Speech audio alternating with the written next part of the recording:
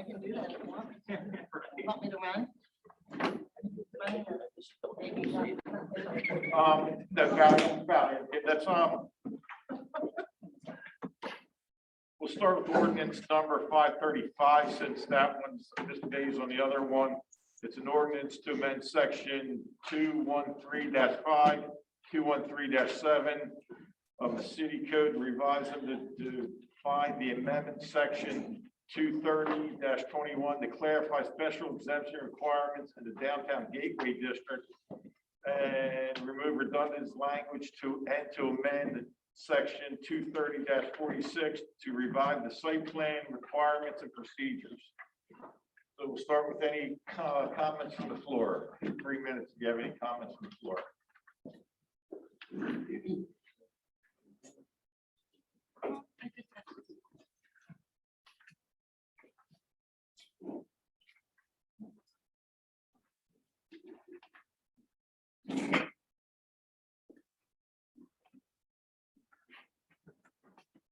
Good evening, council. The only thing I really have to comment on in regards to 534 is I think holding tenants being named. Excuse me, we're on 535 tonight. Oh, So we're going to wait for Mr. Day to show up. Sorry. So that we can sorry. take that.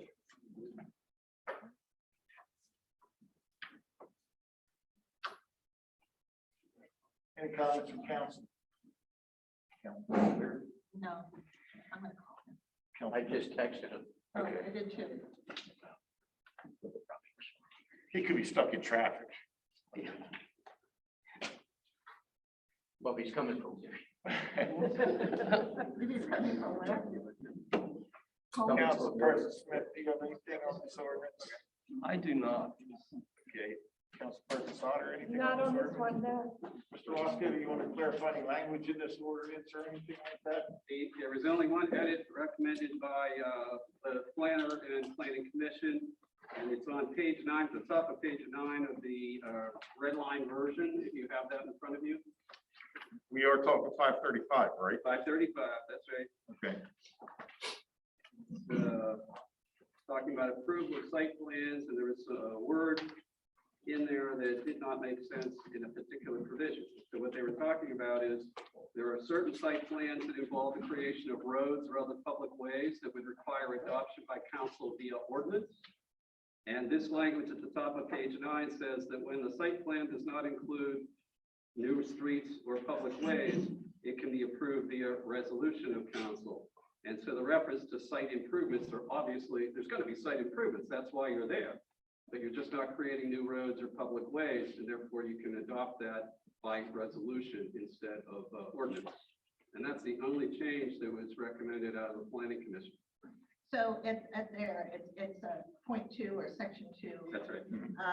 So how it reads here is when the site plan does not include site improvements or establishment of new streets or public ways, it can be approved by resolution. The word site improvements or comes out. Oh, site That's the only edit. When the So site read plan does what not this- include establishments or new streets or public ways or dedication of lands, it can be approved by resolution. If it does include site improvement, it can be approved by Right. resolution. All site plans are going to have some form of improvement. The question is, are we creating roads or not? If not, it's a kind of a minor issue and you can take it by resolution. If you're talking about public roadways being created, it ought to be done by ordinance.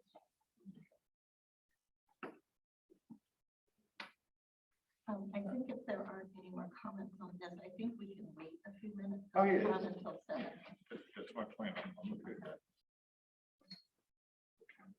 So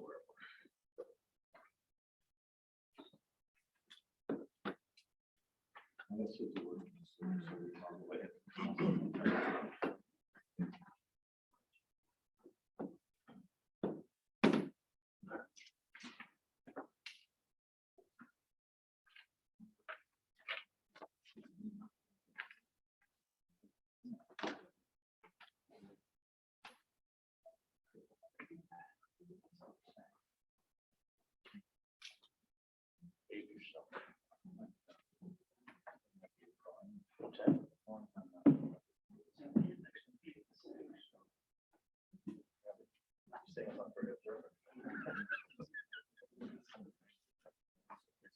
guess you could interpret that any way.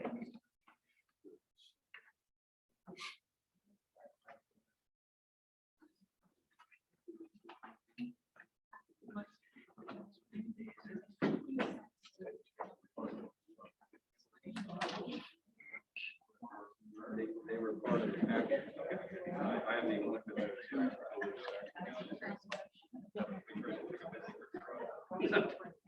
Confidential. No, we must be driving or something.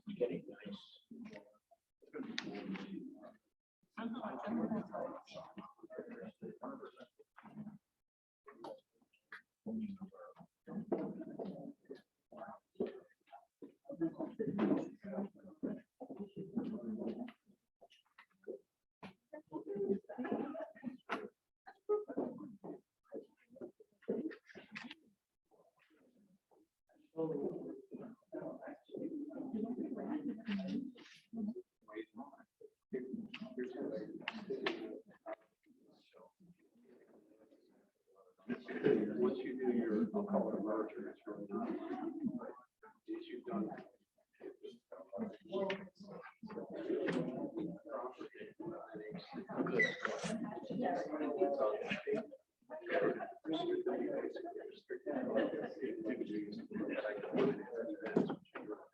Did you stick in the side door? One thing that's a little. I had to look a couple of times. It's another question. Yeah, it's not around board contract. I haven't seen it advertised, You need to find a way. so I assume they decided to Set up. not do it again this year. That was a pretty good fundraiser. I mean, that, between that and dining in the streets. Right. And it was a fun event too. St. Joseph's is gonna have theirs I next saw Saturday. So. If you drink some of that homemade wine, you're pretty well protected against a lot of things. What if we get a situation? Yeah. There he is.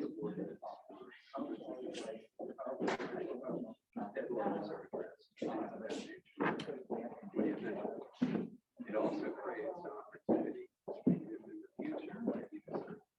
Councilman Day, good evening. Sorry, to get that done. It was.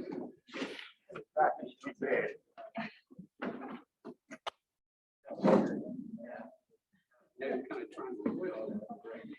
All right, now that Mr. Day is here, we'll proceed with the discussion on ordinance to amend section 230-53 and section 230-57 of code to revise the composition of the Board of Adjustment as a citizen board, establish civilian fines for violations of conditions imposed by the Board of Adjustment, and revise the requirements for special exemption granted by the Board of Adjustment. Take comments from the floor. And just to remind everyone, we are Zooming tonight. We are not taking any public comments from outside. It's just strictly a broadcast. Any comments from the floor?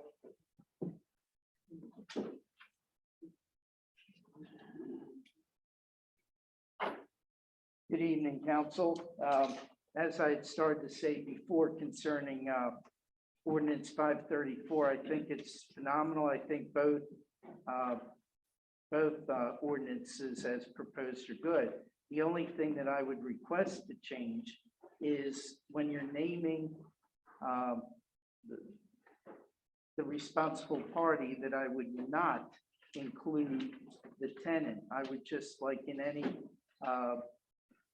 tenant landlord lease, the landlord is responsible for the property and anything around it. So if there's a problem with cutting the lawn or broken windows or encroaching on a neighbor, send a letter, go get the landlord and let the landlord handle it with the tenant. Then if it's not cleared up, in a prescribed time frame that you guys set forth, then you gotta, revisit it. But other than that, both ordinances are phenomenal. Thank you. Just so I don't have to look through the section of the ordinance that has with the tenant being responsible. It's 230-57. F3B. Okay, thank you.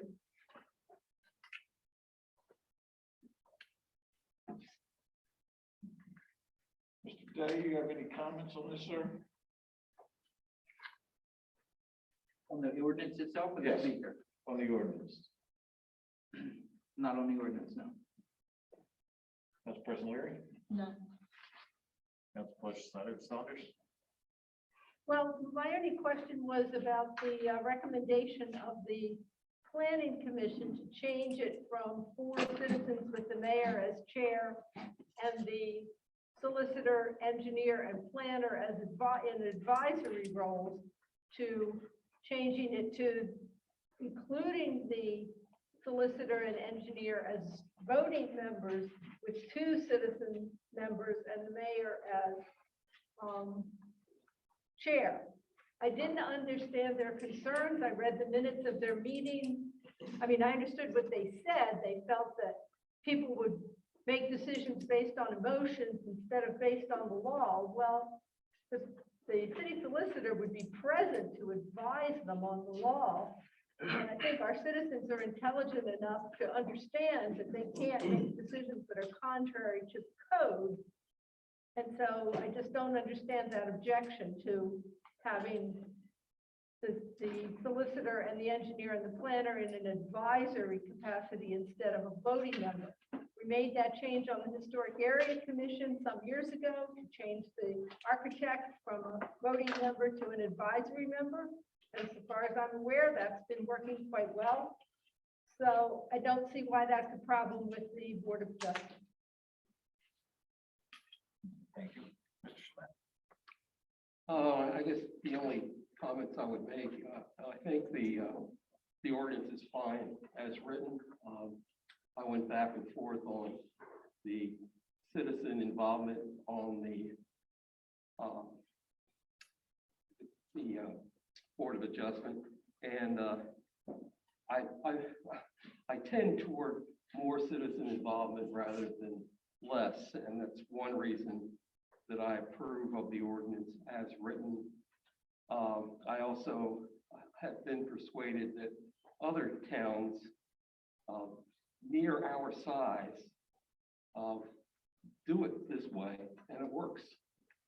So if it works and we can have more citizen involvement, I'm in support.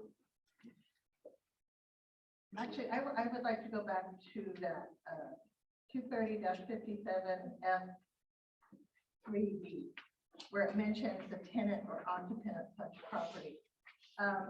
Having been a renter here in historic Newcastle for 5 years before I bought a house, I understand where the landlord is certainly ultimately responsible for anything regarding the property. I'm not sure, I read this 3 times just now, and I'm a little bit, I mean, certainly there are tenants who don't take care of the property, who create violations of the property, create violations and such, and again, it's up to the landlord. So is it being punted to the landlord to take care of the tenant, perhaps, issues? Or do we hold the tenant responsible and say if they're hoarding everything, you know, that's. Sir, where are you? Oh, I went back to what Bill Gross was speaking about. It's ordinance 534, section 5, there's no page number, sorry, section 5, 230-57 F3B. So. Yeah, I agree. I was confused about that too. Yeah. Why? I mean, yes, if the tenant's allowing trash to sit in the yard, it's the tenant, that's not, but the landlord is ultimately responsible to police the tenant, basically. And, but then most of the issues that are going to come up with this, I would think, involve maintenance of the building proper, which is the landlord's responsibility, True. not the tenant. True, but so I just, it's kind of like not really defining. So what, if Mr. Lasko has his hand up, looks like he has a comment. Yes, please. Thank you, Ms. Otter. first of all, what we're talking about is not like property maintenance issues. Okay. We're talking about compliance with with conditions imposed by the Board of Adjustment. And this is the genesis of this whole thing, Gotcha. So Okay. it's not necessarily tall grass or trash in the yard, but it could be other requirements. Maybe in terms of the density of how the property is used or something along those Okay. lines, right? Or Okay. maybe it's in terms of landscaping and what have you. Now, the party who's applying for that relief is likely going to be the tenant. They're the ones in occupancy. They're the ones using it. They're the ones who have to be in compliance with the special condition. They're likely the one coming to the Board of Adjustment asking for the relief. So if they are in non-compliance with this, yeah, we can go back to the landlord and say, you got a problem, right? Now, what's the landlord going to do? Well, the landlord can either reach into his own pocket and fix the problem, something he's going to be loath to do, or number two, he can start a rather long and arduous process to evict the tenant for rules violations, not non-payment of rent, Right. which is relatively straightforward, but rather rules violations, right? And that can take easily 2-3 months or more. So it struck me when I was drafting this, that the real party who's offending things here is not the landlord. It's the tenant in possession who's using the property in non-compliance with the conditions. Can you give me an example of where a tenant would go to the Board of Adjustment for? You can move. Sorry, I didn't realize the comments were put up. Valid, they're on this picture. Okay. Oh, can you give me an example of why a tenant would go to the Board of Adjustment versus a landlord? Okay, here's a good one. I'm just, Oh, yeah, sure. There's probably dozens of different ones, but here we go. To run a daycare, you can rent a property and run a daycare by getting a special exception from the Board of Adjustment in a residential zone. So here we have a tenant coming to the Board of Adjustment saying, I want to run a daycare. And now you may require outdoor play areas, you may require, what do they call it, playground equipment, you may require so many square feet per child in the daycare, you may require emergency access. There could be a variety of things that the board feels compelled to condition the grant on. So now we have a tenant in possession violating those things, and how do we get our landlord to enforce that? That may not be any part of their lease. The lease may not require that they comply with Board of Adjustment conditions. Well, then could we not word the ordinance to say that the party who petitions the Board of Adjustment for the variance is the one responsible and therefore the one to be sued? And in that case, it would be the example you just gave, it would be the tenant. But if it was another matter as to how the property was constructed or something of that sort, that would be the landlord. Well, I'll give you two issues there. Number one is that any application by a tenant to the Board of Adjustment also has to be joined by the owner of the property. So they're both applicants, really. They're both on that application. Well, then could we say the tenant, if the tenant was a joint applicant for the variance?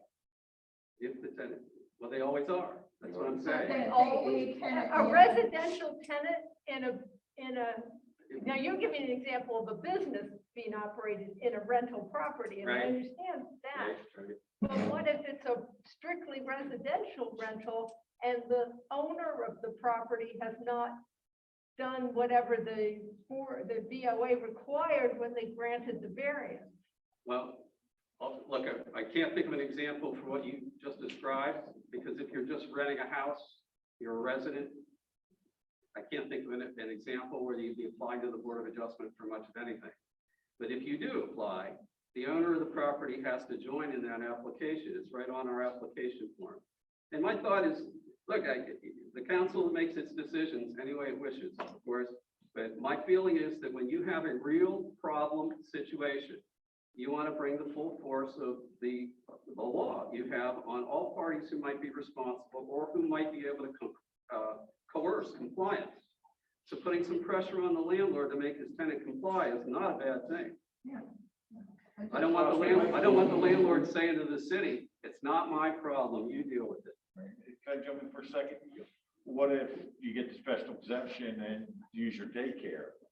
Now you sell your daycare to me and I don't follow it. Now I'm the tenant, but I'm not following what the Board of Adjustment says put down. The language says So- any tenant or So what I'm occupant. saying, so it's continuous that way. That's why it's important to leave tenant in. because ownership of businesses can change hands. That's true. Or owner of businesses, they do it all the time.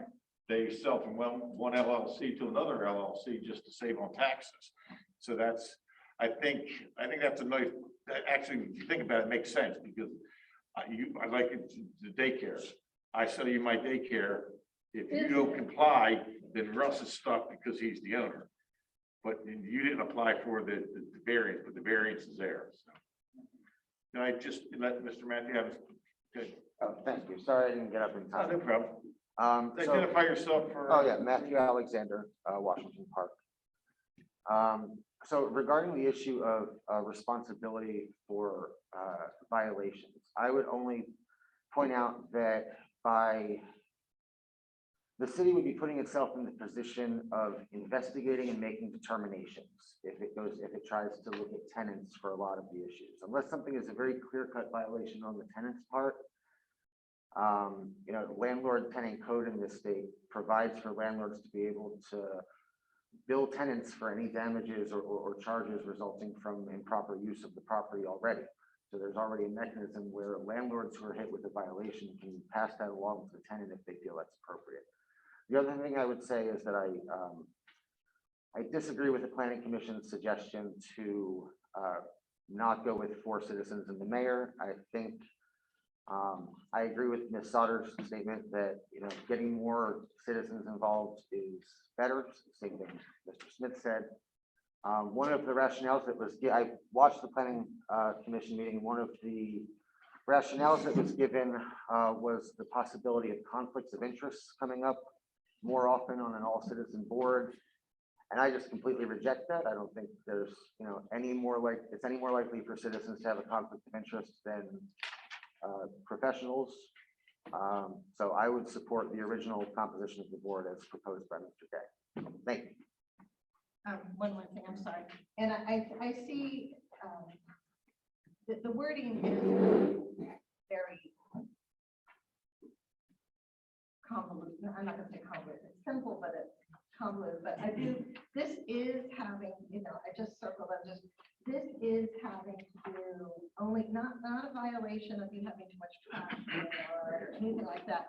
It is completely related to decision by the BOA that is not followed, whether by tenant or landlord. So I get it now, but it just took a minute to think. So it's decisions by the Board of Adjustment, not trash, not exterior appearance, not anything like that. So, thank you for that. Long over explanation. I'm gonna be the consenting one here. We're making change for the sake of making change. I agree with the fines, the violations. I think that's a good thing. There's nothing on the records for that. But as far as changing the concept of the board, we ran into it with the parking lot. We finally got that cleaned up over the last 20 years. 20 years ago, when I first moved here, 30 years ago when I first moved here, it was an absolute mess. And I just don't want to see. My dog. Well, we got. And I just think we've never had a complaint about Board of Adjustment, never. And I actually took the opportunity to read quite a few of them. I think they work well with it. When it comes time to defend these things in court, our citizen board's going to be able to get off work and make court appearances, because that's what's going to happen during the sentence of appeals. No, probably not, Mr. Black, because the appeals would be on the record. I'd need their cooperation for affidavits perhaps, but they typically wouldn't appear in court. Okay, fair enough, thank you. But that's my stance, that's where I stand with that. Anyone else in the room? I make a motion. Mr. Mayor? Sorry. Oh, sorry, Mayor. I did not see your hand. There is no motion. Oh, So, thank you.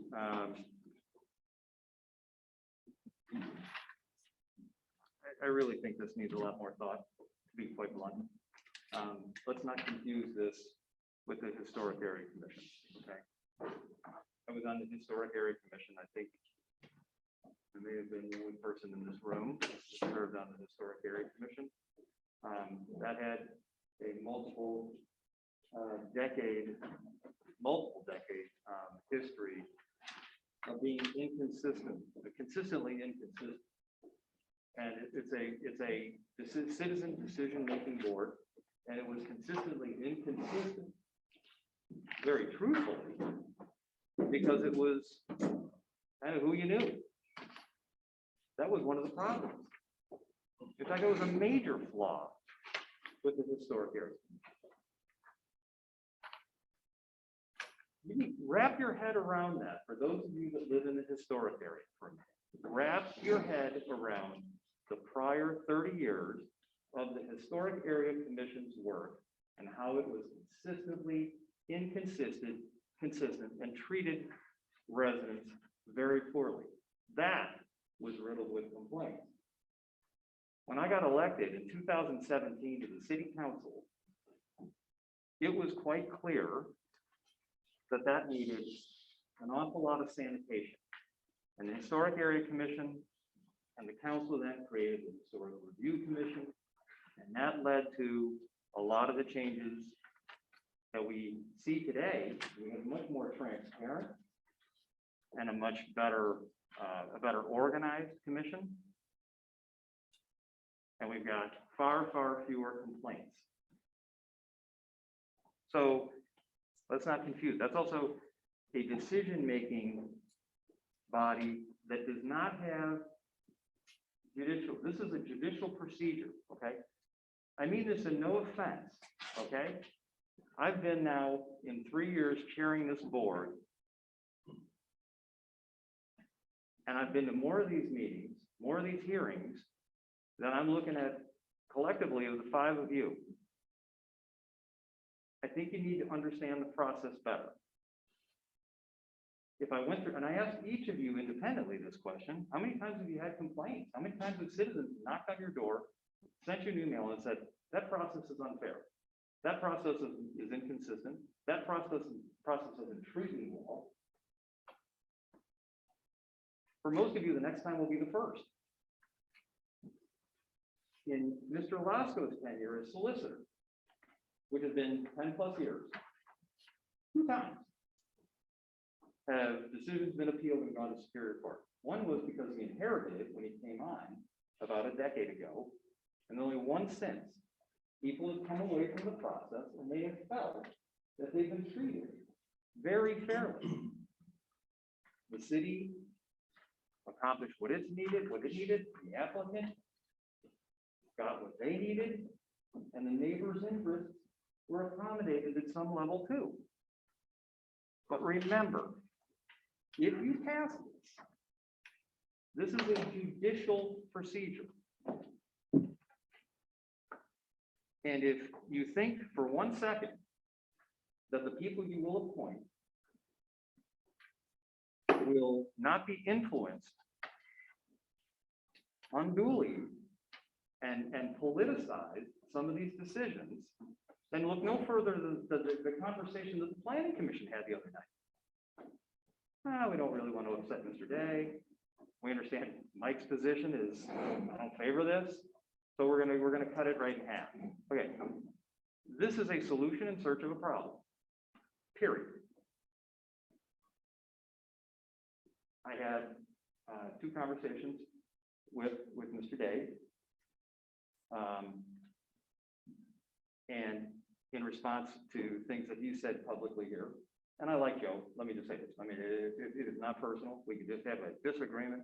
He's made that statement too. You know, this isn't about the mayor. This is not about Joe. I just feel like we have a very different view of this and a very different point of view. And we talked about the county process. Well, the county's 494 square miles. Okay, county pays its 7 commissioners to serve on that board. County's got 575,000 people to choose from, half of whom are not eligible because they're too young, and they're making decisions about I looked at a couple of them live in Wilmington, one lives in Newark, one lives down in Newcastle County area, Smyrna.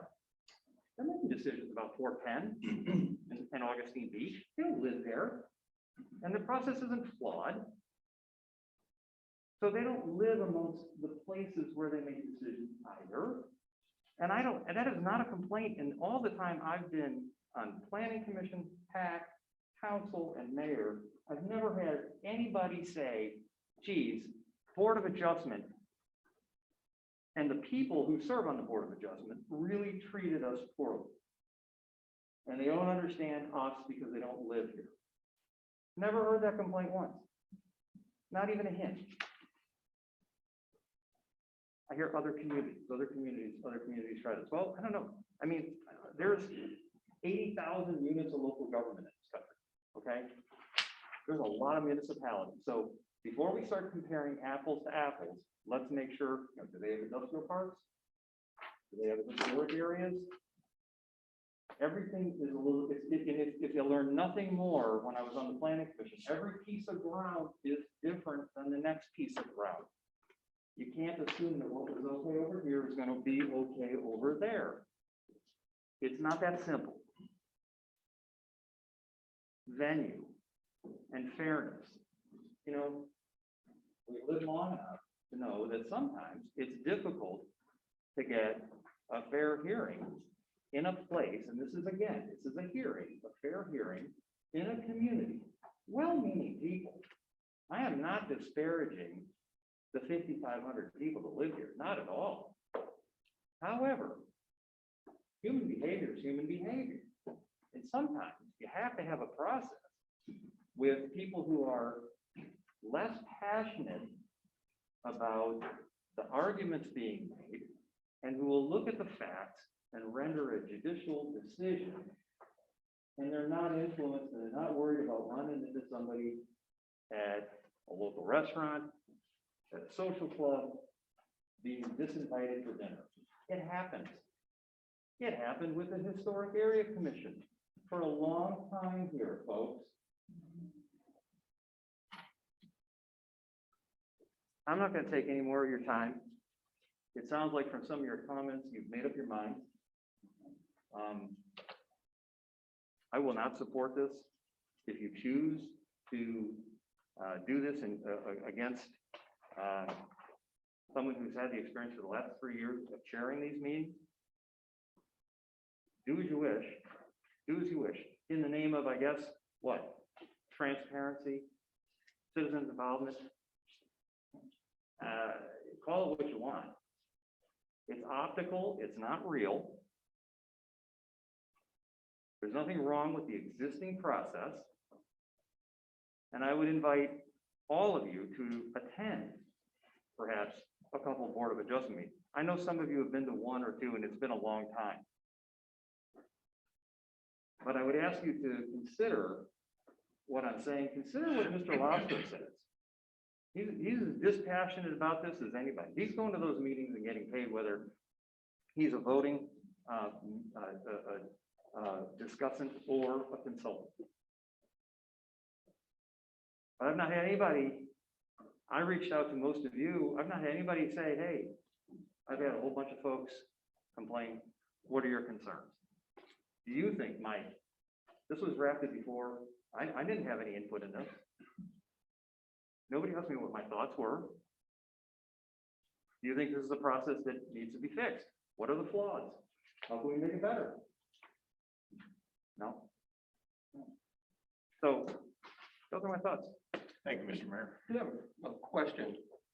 I don't understand the comparison with hack.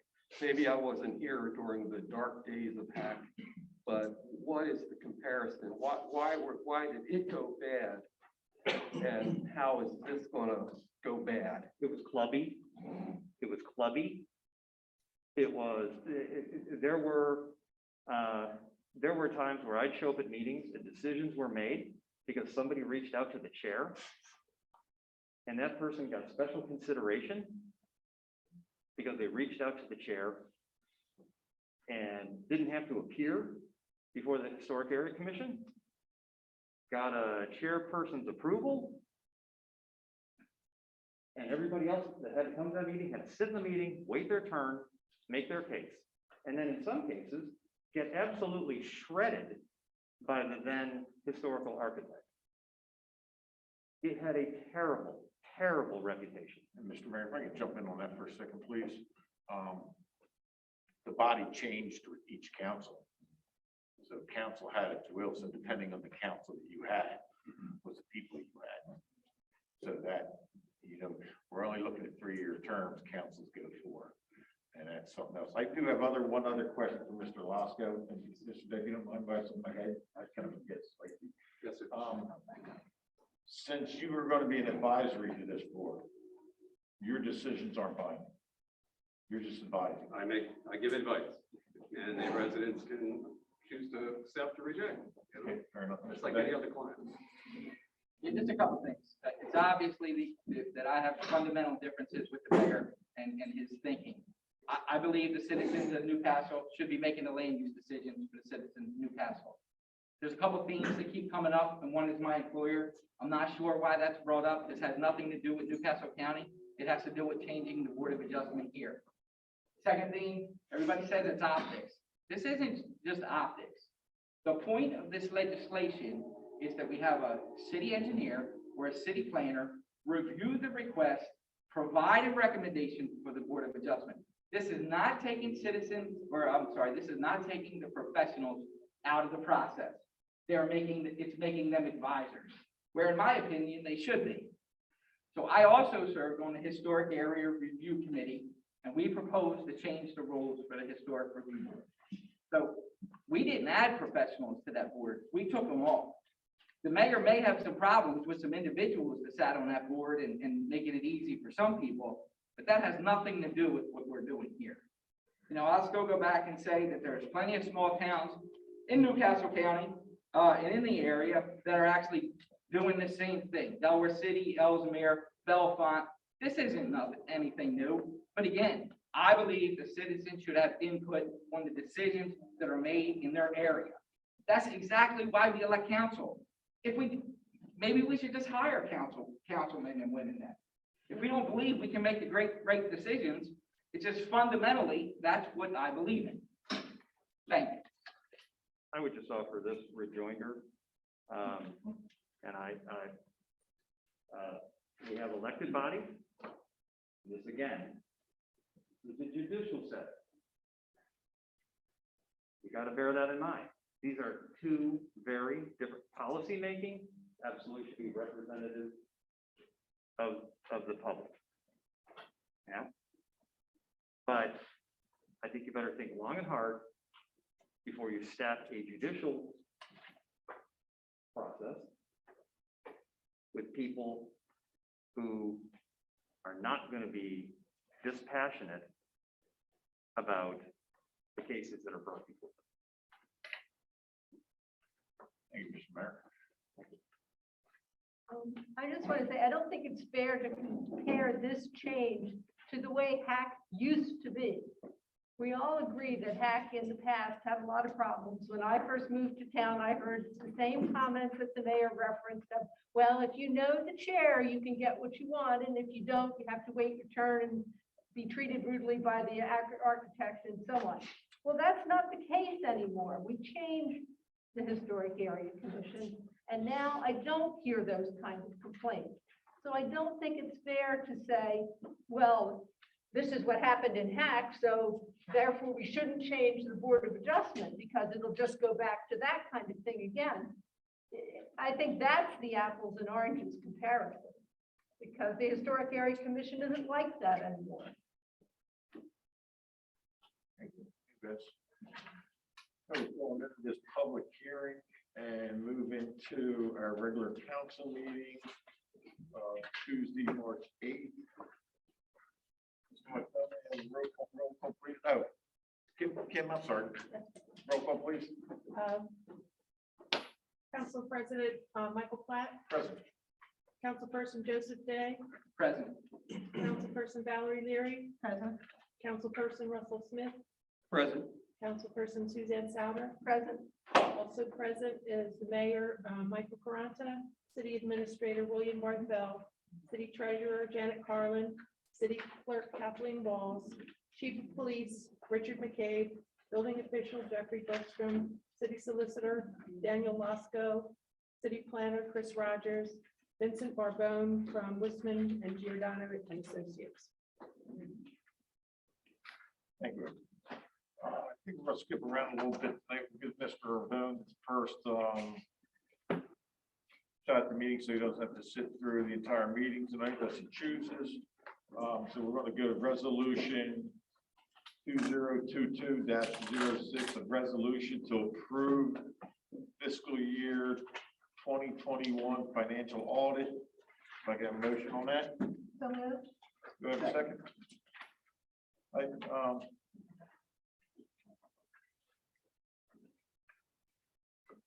Whereas the firm of Wishman Gottman and Associates completed the fiscal year 2021 financial audit, and their representative have reviewed and drafted the audit with the city council at a public meeting on March 8th, 2022.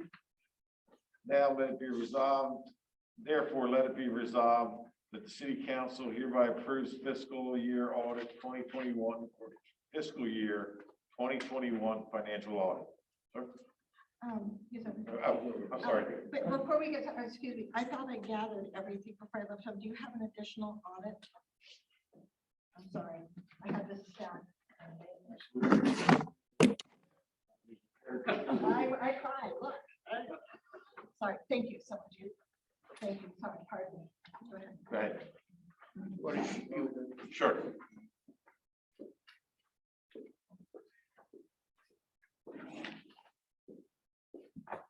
Good evening, everyone, Mayor, Council, and guests. My name is Vincent Barbone. I'm with the firm of Wisman, Giordano and Associates, and I'm here to present the audit for the fiscal year ended June 30th, 2021. I'm just going to go over some highlights, but if you want me to go in greater detail, I can. If you have any questions, I'm more than happy to answer them, but I don't want to try to bore everyone. I just want to give some highlights. I'll reference to the report pages. If you look at page 1 and 2, that's basically the auditor's report, and I'm happy to report that we've issued unmodified opinions, and basically that's a clean opinion. But you'll notice I use the plural opinions because there's 4 opinions because there's different levels of reporting. On page 3 is the balance sheet that's prepared. There's actually 2 balance sheets. I guess so much for transparency, but anyway, but they feel that our regulatory bodies feel that that's important to do it. Basically, the page 3 is a balance sheet as if the government will report like a for-profit entity. So we try to use the accounting methods that for-profit organization use, so that gives you a better feel if you were a regular business, how it would look. And that's basically what page 3 is about. And just a few quick highlights. If you look at your total assets, plus deferred outflows of resources, you add those 2 numbers. In 2021, the city closed out with a total assets of $43.5 million versus $39.5 million in the prior year. So that's an increase of $4 million. And what is the increase? $3 million of it is in cash. $1 million is a result of organic growth, meaning operations. And then $2 million is advanced payments from the federal government, 1.5 million, and then there's a $500,000 from Denrex for the pier. So that's why the cash went up. And then the other difference, the other 1 million is in your property and equipment or capital assets, and that's all on that on page 3. Your liabilities went from 3.2 in 2020 to 5.5 million, which is an increase of 2.5 million. What makes up that increase? 2 million of it is, as I just mentioned, you have it in cash, but you have not spent that money down. So we show it as a liability, or we call it as a refundable advance. If you don't spend it in accordance to the federal or state guidelines, then the money reverts back to the state. So we haven't recognized that as revenue until you spend it down. The other increase in your liabilities has to do with about about $400,000 in additional financing, and basically the financing was for a trash truck, which was about $187,000, and the difference is for 6 vehicles that were also financed, which total close to 0.4 million or 400,000, and that's pretty much the explanation for the increase in assets and liabilities. The net position went from 36.5 million to 37.8, and basically 1.5 million is the surplus for the year using a for-profit method of reporting. And that's pretty much it on your, what we term as the government-wide balance sheet. The next 2 pages are basically your profit and loss, but I'm not going to bore you with that section. That's more for external reporting, but basically it supports the net change in your net position. If you go to page 6, which is the same information, but to a lesser detail than what we just covered on page 3. The only item I want to cover on that page, because since it's all the same information, but you'll notice we have a whole bunch of columns, and the reason for that is to keep accountability on a fund-to-fund reporting basis. The city has a general fund, a special revenue fund. Basically, what a special revenue fund is, earmarked funds received from the Fed and the state that have to be spent in accordance to whatever the grant was for, and that's why we segregate them from your general operation or your general fund. And then the third item, or the third column from the left, is your capital projects, and those money set aside for future capital improvements. A major portion of the 1.5 million is the federal, or 1.6 is the federal funding of 1.5 million. Which has not been spent yet. And then the other 4 columns on the right, those are for your 2020, so they give you a general feel how you did from 2020 to 2021. But the key item on here is, if you look at the first column on page 6, the third number from the bottom, you'll see what, and then you'll see a description, unassigned. Your unassigned fund balance, which is the fund balance that you can use to balance future budgets for whatever other reason the city sees fit. It went from 2.6 in the prior year, again, it's rounded to the nearest 100,000, to 4.8. And that's a positive sign. Now, that 4.8 basically represents about 80% of what you normally spend on an annual budget to run the city, which is approximately anywhere between 5.8 to 6.4 million. If you go to page 8, this is your revenues and expenses, and basically this page mirrors how you budget. The other pages in the beginning, which we term as the government-wide, is not how you internally budget, but it's more for external reporting, as I said before, if you're reporting as a regular for-profit business. But these 2 statements that I'm covering now are how the government runs its operation, which we term as fund accounting. You'll notice, and again, I'll just do highlights, and if anyone has any questions, I will answer any questions that anyone may have. If you look at the top, the total revenues, 4th column from the left and the 8th column from the left, your revenue went up from 5.2 million in the prior year to 5.7 million. And basically the biggest, each line item goes up and down depending on activities or the funding sources, but the biggest difference is in your property transfer taxes, and that's what caused the increase. If you look at your expenses, which is the second subtotal on that page. Again, look at the fourth and eighth column from the left.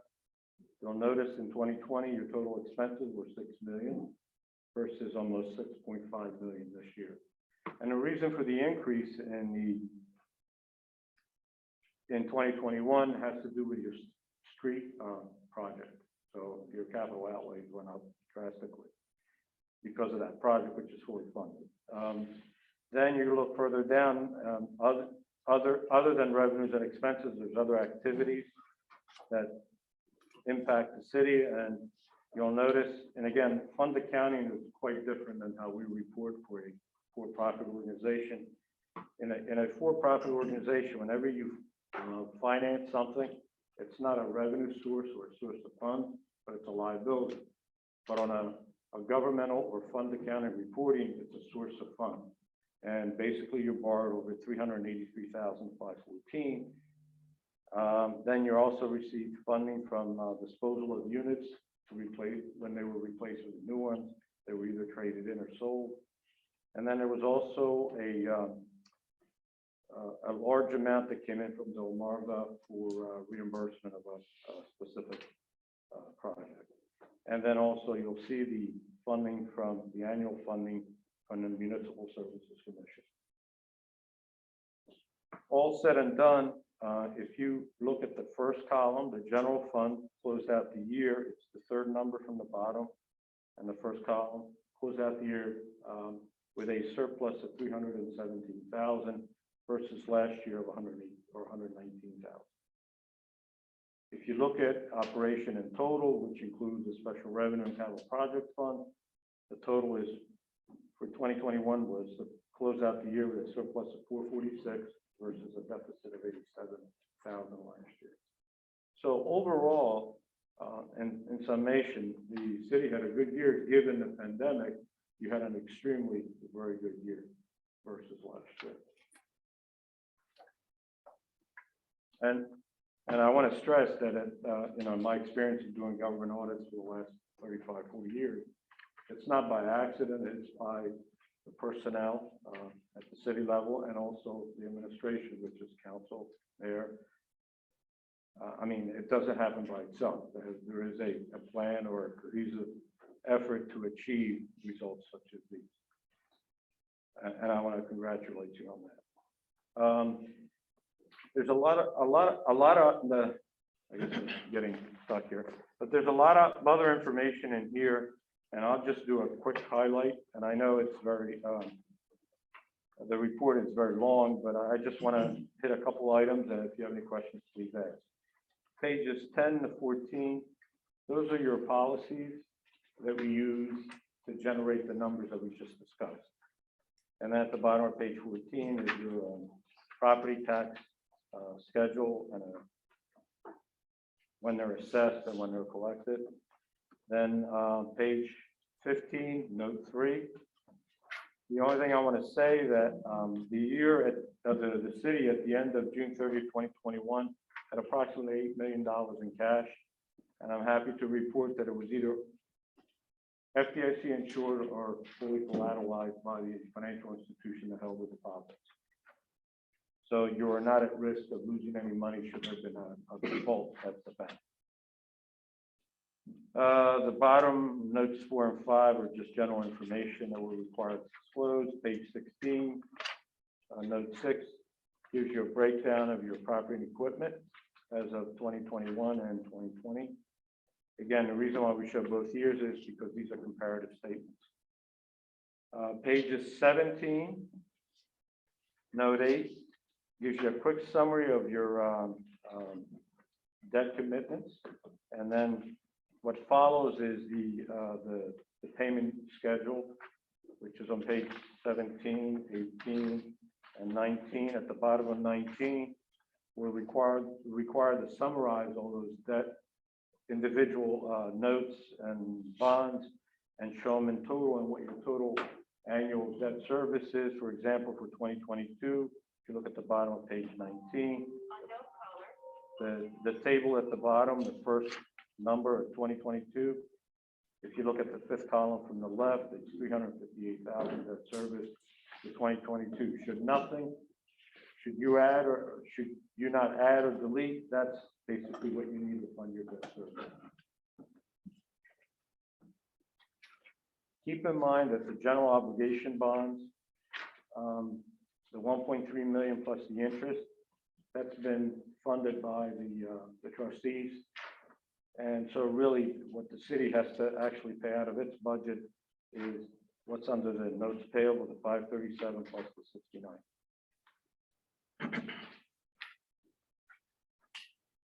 Pages 20, 21, 20, all the way to 27 is disclosures required for your pension plan. But the only thing I want to cover is on page 28. If you look at the first table, the first column from the left, the third number for the total, compare that to the one under 2020. Basically, your net pension liability was 438 in 2020. It actually went down to 224. And I'm happy to report also that both of your pension plans are 97% funded. The reason why they're not 100% funded because you really have no control what you contribute. That's determined by the pension office that administers your pension plan. So 97% to me is pretty much fully funded, unlike some other governments. The bottom of page 27, note 10, is disclosure related to your copier leases and future commitments. Page 28, the top part, these are leasing arrangements as the city as a lessor, and most of the leases are for the cell towers or mobile antennas and stuff, and then also the city leases property to the Municipal Services Commission. And then we still have to disclose the fact that we had to deal with the pandemic. Hopefully we're over it and we don't have to report that anymore. Note 13, just general disclosures, commitment and contingencies. There's nothing really earth shattering there. And then the next page is 29 to 20, the 29 to 30 is additional disclosure. Basically 14 and 15 have to do with the new pronouncements that will impact this report going forward and those you adopted during the year, which is note 14.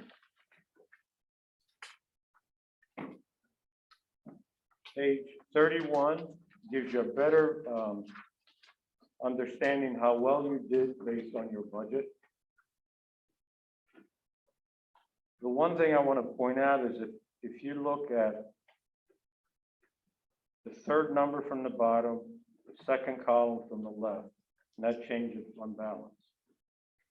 When the budget was adopted, you have projected a deficit of 1.6 million, which meant you were going to use prior year carryovers to balance your budget. But the actual results were 316 in the positive or 317, which you closed out the year with a favorable budget variance of almost $2 million, or 1.9 billion. Now, what gave rise to that? So if you go fourth column all the way up at the top, total revenues, most of it came from better than expected revenue results. You'll notice there was property taxes transfer, you budgeted 160, you got in 918. Again, that a lot of people may say, well, how come there's such a disparity? Don't they know how to budget? You can't really, certain revenue items you cannot really project, such as property taxes. Nobody knew that the real estate market was going to be that high. And that's the reason why the property taxes, or you did much better than you had anticipated. The other items and licenses and permits, again, that's unpredictable based on projects and developments. And then intergovernmental revenues, the reason why that went up to 370, 354,000 of it is the Newcastle County CARES Act money that were passed through to the city. And that explains pretty much the revenue. The other cause for the increase to the 1.9 is if you go further down to the other financing and sources, proceeds from the new financing, again, that was the crash costs and the police cars. In Fund County, we show the proceeds from financing as a revenue source, but if you're a regular business, it's a liability, but those, if you add those two numbers, that's what gives you the 1.9 million. It's a good problem to have, isn't it? I mean, I don't think it's a problem. I think it's great. I mean, you have to read here. Pages 33, 34, 35, and 36, because we want to be so transparent, these are all this is all the pension, additional pension disclosures required by the standards. And the one thing I want to point out is just real quick on page 33. You'll notice there's 7 years, eventually there'll be 10. And the reason why there's only 7 is because the statement was issued in 2015. I would imagine, by 2023, 2024, we'll have all 10 years. But the one key percentage, I really don't care about all the other information, but the one key percent is the fifth number from the year, the date of the, look at 2021, it's the fifth number underneath there. That's where I said to you that the pension was fully funded at 97%. So if you go backwards, that'll give you the history of the funding of the plan. And on page 35, it's the same information, but this page 33 is the police pension plan, and 35 is the other pension plan for the non-police. Page 34 and 36, the only key, I don't know why they have to do all this, but the only key information that I think is important for the public is the fact that you were required to make a contribution and the city honored that contribution. So what the pension office require you to do, like for example, on page 34 under 2021, the pension office require you to make $183,377 contribution to the police pension plan. The city kept that commitment, and all you want to see is dashes on that third line, and you'll see that the city has always made its contribution. And if you go to 36, it's the same thing. We're almost done. Pages, the rest of the report, this is not required information. The reason why we encourage you to include it is to show that those governments like the state, the county, the federal government, to show them that you do keep track of the funding that they provide you, and that's the reason why these pages are important, where you keep track of each funding source. It's not required, but I think it's a good policy to include it. So basically, this is the support to your special revenue fund by source of funding at the federal level, state level, and also the trustees, and how the money was spent. And that actually is pretty much my report. We had no reportable conditions for the year. And that's pretty much it. So overall, it's an excellent report. And I want to thank city personnel, Bill, Kathy, and all the staff for their support during the audit. Without their support, we can't really complete the audit.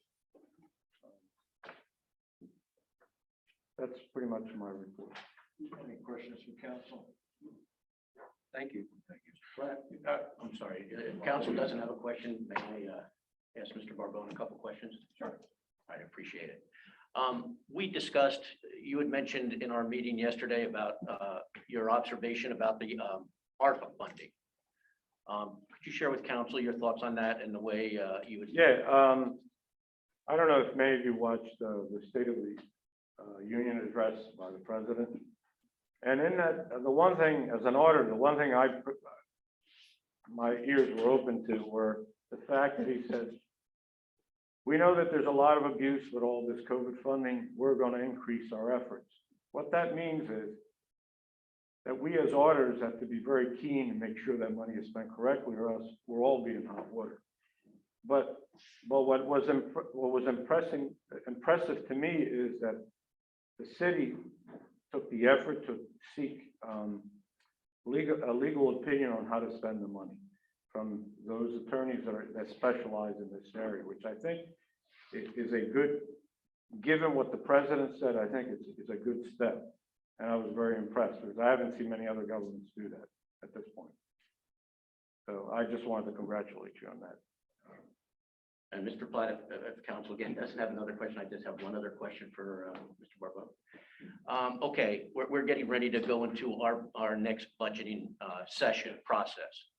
And again, as we discussed yesterday, I was wondering if you could share with council your concerns. We discussed the fact that we're basically in a my term, hyperinflationary period right now.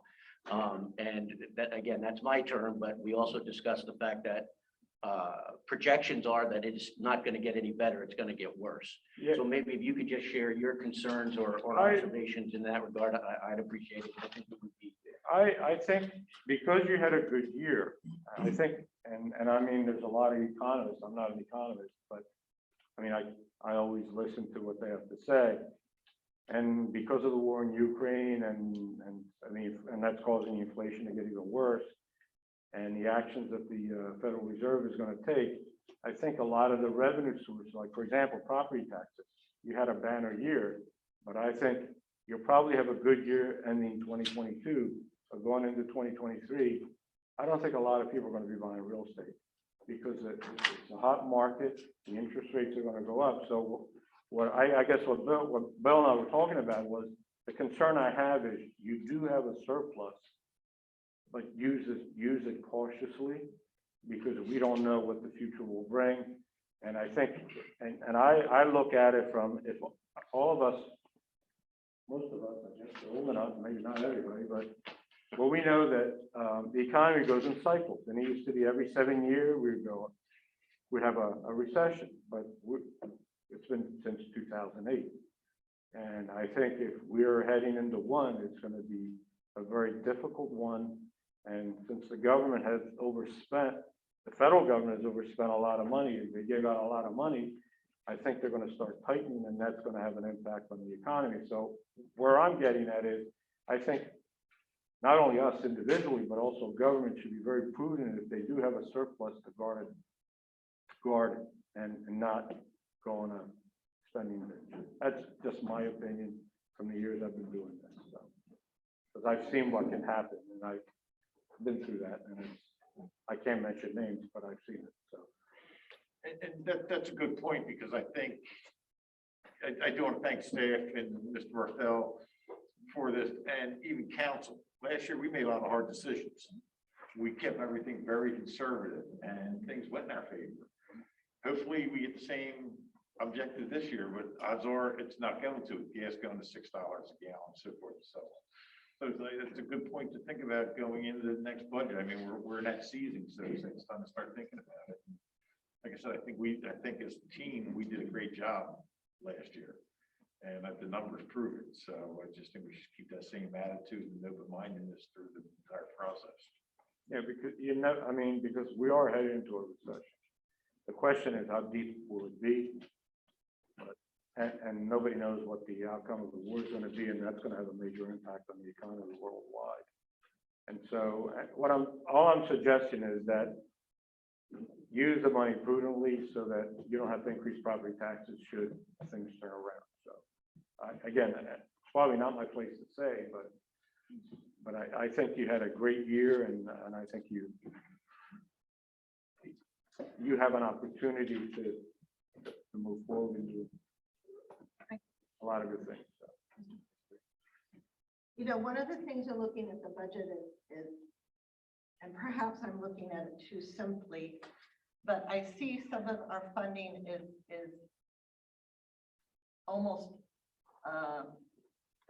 we got this money from the federal government. And again, if we don't use it, we'll lose it. Exactly. And if we don't use it properly, we can be in Exactly. trouble for it. Yeah.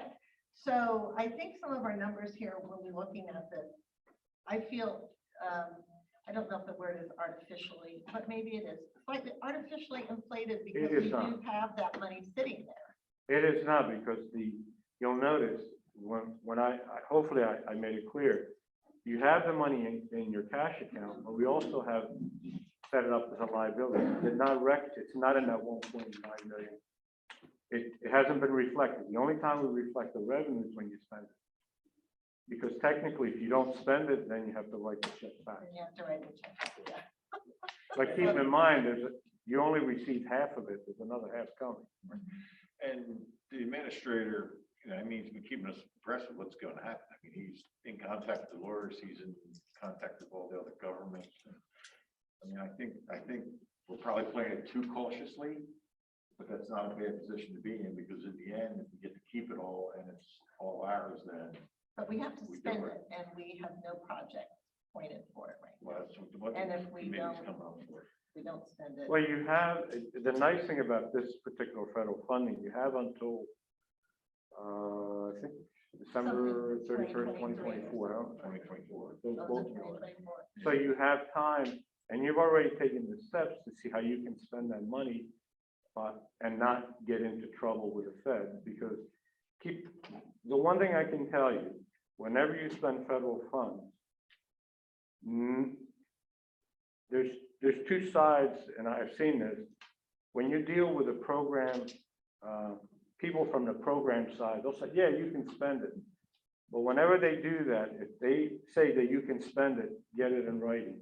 If you don't get it in writing, because then you have the AIG's office coming out and says, you can't spend it that way. But the other guy told me they don't communicate with one another. So I've seen that. And a friend of mine who was a federal auditor always said, get it in writing, because then once it's in writing, we can't refute it. I mean, basically, we're doing the right thing. We're getting all our Yes. ducks in a row, and when the time comes and the projects are proposed, we can hit the ground running, because we know Yes. we're in the right. As I said, I was impressed. that We're you in the right actually- lane. Yeah, I was very impressed that you actually took that action. Most governments don't do that. They just spend it and then whatever happens, happens. We have a motion on the floor to approve this report. Do I have, I think we already have a motion. Yeah. who seconded? We have a vote, all in favor? Aye. Aye, nays? Thanks, sir. Thank you very much. Now we're going to jump back into our regular scheduled meeting with the Treasury Report, please. Carla?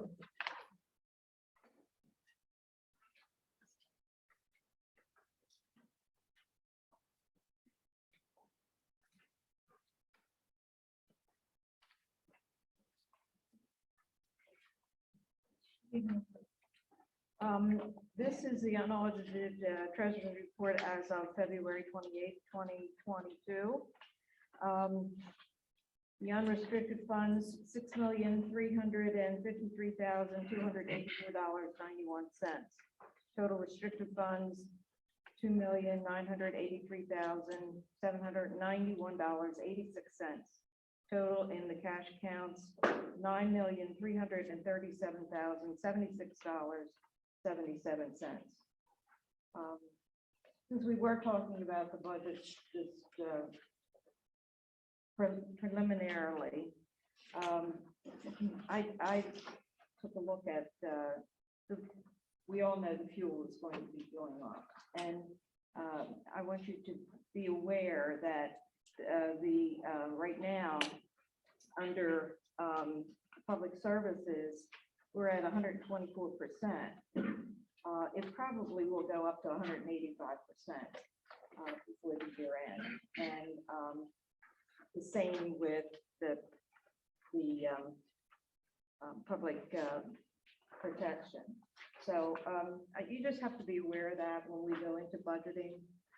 We're going to be starting that. Probably will be talking to you people in April, early part of April. So. Thank you, Mr. Carney. Motion for the Treasury Report.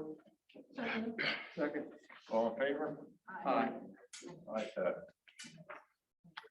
Aye.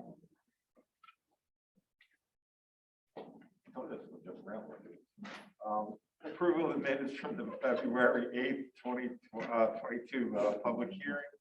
Notes from the hearing that meeting was canceled due to technicality. So all we do is have the regular minutes for February 8th, 2022. Motion on the minutes. I'll make a motion to approve. All in favor? Aye. So be it. Thank you, Ms. Leary. Do the staff report from the city administrator and staff. Okay, thank you, Mr. Platt. I have a few things for council. I know you got a pretty crowded agenda here, so I'll try to be quick.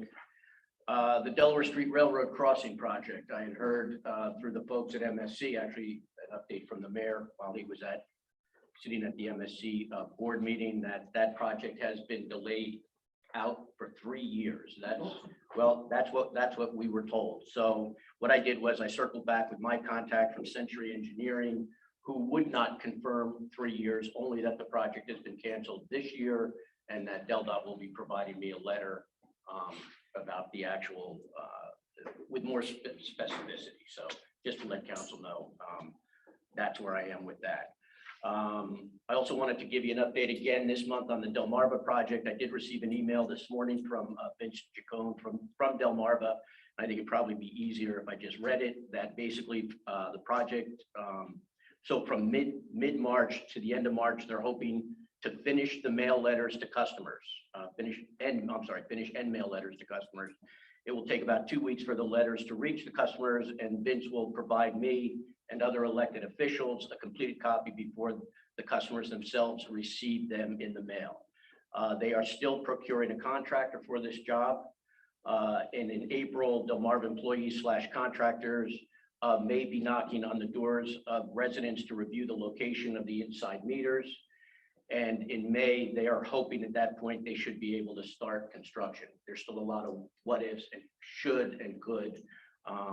But anyway, that's where I'm at. That, like I said, I received that this morning. As I receive more information from Delmarva, I will let council know.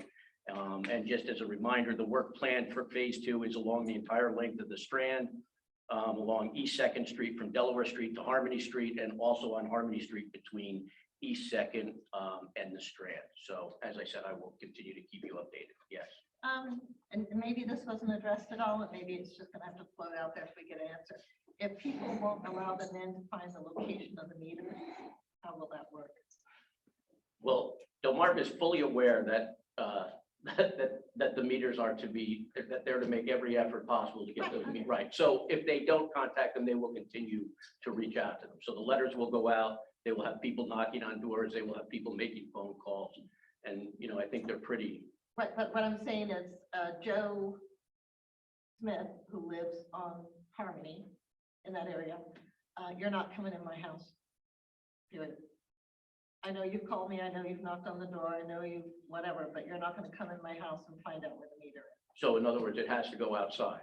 Is that what you're saying? No, I'm just like, I don't. No, I'm know. asking. That's what I'm asking. Am I thinking it? I don't know if that's outside. That's what I'm asking. It's like if somebody refuses. Well, okay, Jeff, Where's the Marva's opinion okay, on that? so, well, their opinion on that is if people don't allow these meters to go in, then they won't be able to have gas service at the end of the day. Okay.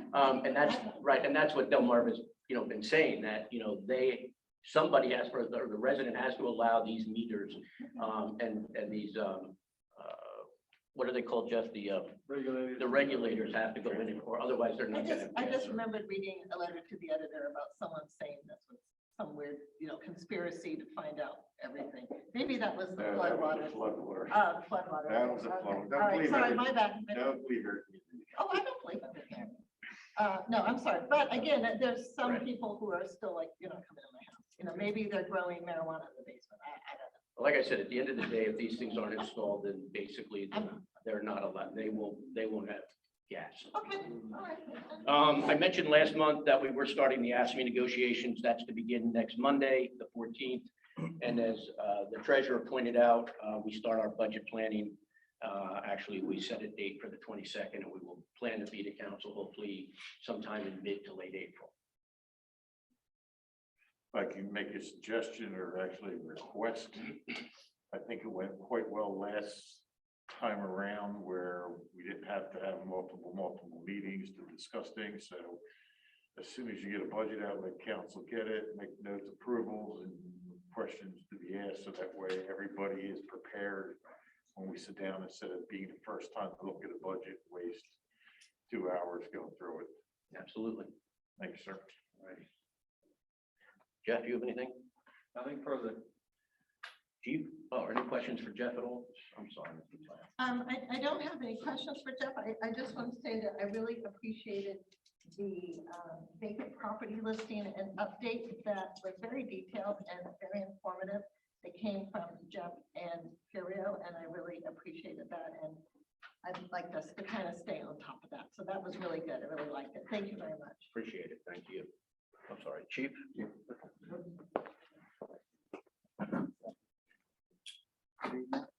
I have a few things. I'll try to get through this quickly. First, over the last couple of years, for some reason, we've had an increase in requests for drug take back, or what should I do with my syringes, stuff like that. So we've never really had an answer. We've kind of pushed them off to other agencies that build this stuff. We're hoping to partner with a couple of folks to have a couple of, the DEA's got a take back program. We're hoping to partner with them. So the goal would be a couple times a year, we have a program where we would be out front, maybe our building or something like that. We would do as much outreach as we can, advertise to the folks that if you've got drugs at home that you're trying to get rid of, maybe you lost a loved one who's got some narcotics in the house, or a diabetic with a lot of syringes and stuff like that. We'll throw some outreach out there, hopefully get some participation, and be able to give our residents a place to dispose of it. We don't have to send them off. So I met with a few folks today. The syringe is actually a new concept. Typically in the past, I think people were putting them in a sharps container, taping them up, throw them in the trash. I think they're finding issues with that. So this is a different approach. So we're looking at a date sometime in April, and then with that we would partner some other outreach programs we could work on. And I think I'll let Councilman Leary talk to this about, we're talking National Night Out already. We're obviously it's in August. We're trying to get as many groups together as we can. So I'm not sure. I'll do that after council Yep. communication. Perfect. Captain Sugart's gotten a pretty good response to her classes for mental health first aid. Some health, actually Highmark's reached out to her. So we're looking at some big groups. She's going to work with another agency that's got another trainer in Middletown, and we've done some training together already. So, but I think we've got 10 local residents that have already signed up for this class. It's April 8th. So one instructor I think can handle up to 15. If it goes beyond 15, we have to bring a second instructor in. It's an 8-hour class, but you're walking away with a certificate that says that you basically got you're trained in first aid and mental health. On a couple of local notes, I think that everybody's heard about, we had a stabbing at the farmer's market last Sunday. We worked with some other agencies, and we had suspects identified quickly and in custody quickly. One was committed, cash for an assault first, the other two were released. That was a combination of some good teamwork with other agencies and some good civilian, some good citizen help. Also on that note, we were getting some calls about drug activity in a particular part of the city. We were given very specific information that we were able to act on. We had some other information that helped us move faster, but in less than 24 hours, we had a suspect in custody. After a search warrant, we took some drugs, a gun out of the house, and somebody who was on an ankle bracelet. So, that was all stemming from good input from local residents. We've had an overdose death, which we haven't seen in a while. Our numbers, and I think I've said this before, are low enough that when we go to get more Narcan, the folks that we get it from are actually kind of, here's just one. So, and we're fighting to get as much as we can. But I think that's a good sign. I'm not suggesting, and I think I've said this before, that we're not overdosed, that we don't have the overdose, but I think the Narcan's out there. I think that the people are using it, and maybe we're just not hearing about it. So the fact that this is a death that we haven't seen in a while, it's upsetting, but we don't have it at the same level that some of the other communities around us are having. I do want to talk briefly about the some laws that are getting, ironically, with the joke about marijuana. There's a bill that's scheduled to hit the floor on Thursday on a state level, passing marijuana. it's a complicated law, and despite what anybody's personal opinion is on marijuana, from a police perspective, we have major concerns about the lack of addressing DUIs related to marijuana. And I would ask that if you're uncomfortable with this, that you reach out to your local reps, ask them where they stand on this, and ask them how they've addressed the DUI perspective. There is a clause in here that says that the existing DUIs will remain. Unfortunately, that's not really accurate, because the minute you legalize a controlled substance, there's the DUI, the current DUI laws basically say if you're impaired and you have a controlled substance in your system, that's all we need to prosecute. If you remove that element, we really have no way to prosecute. And we're talking about a time now where we're already seeing an increase in impaired driving. You know, it is a hot topic with the folks behind me, with the way people drive. I provide statistics on a regular basis. Most of our driving is distracted driving, but impaired is also another, is another factor. So it is a big concern for us. So let me just clarify. Obviously, you get pulled over for suspicion of impaired driving or a DUI. You can do a field test for alcohol. There is no field test for marijuana. Well, we have the luxury of having the drug record. How many bags of Doritos do you have? Yeah. I know, it does bring out some jokes until they're going the wrong way on the street, right? Now, we have a DRA, right? So we have a drug recognition expert, which is very rare. And it's a lot of training, and it's a, it's a very complicated process. But what the DRE does is they're able to articulate the level of impairment that impairment is caused by, and they're able to identify which drug it is. But the average officer isn't able to do that. And proving an impairment case in court is very hard without any kind of chemical reading. So it's a concern, especially if we're worried about, crashes increasing and stuff like that. And the reality is, there's this notion that the police aren't really saying much, and we've talked about this for years. But we've given legislation some background that quite frankly, some of the states that legalize this are not happy with, at least the public safety sector is not happy with the results. So it's food for thought. If it is a concern, I would ask that you reach out and maybe, Well, if you can develop a field test for the level of marijuana in someone's system or other drugs, that would be a rich man and you could retire. I was going to say, if you do that, if you can separate, how much, is in your system at a certain time, you will be a millionaire. The last thing I think I want to say, we promoted 2 people to sergeant last week.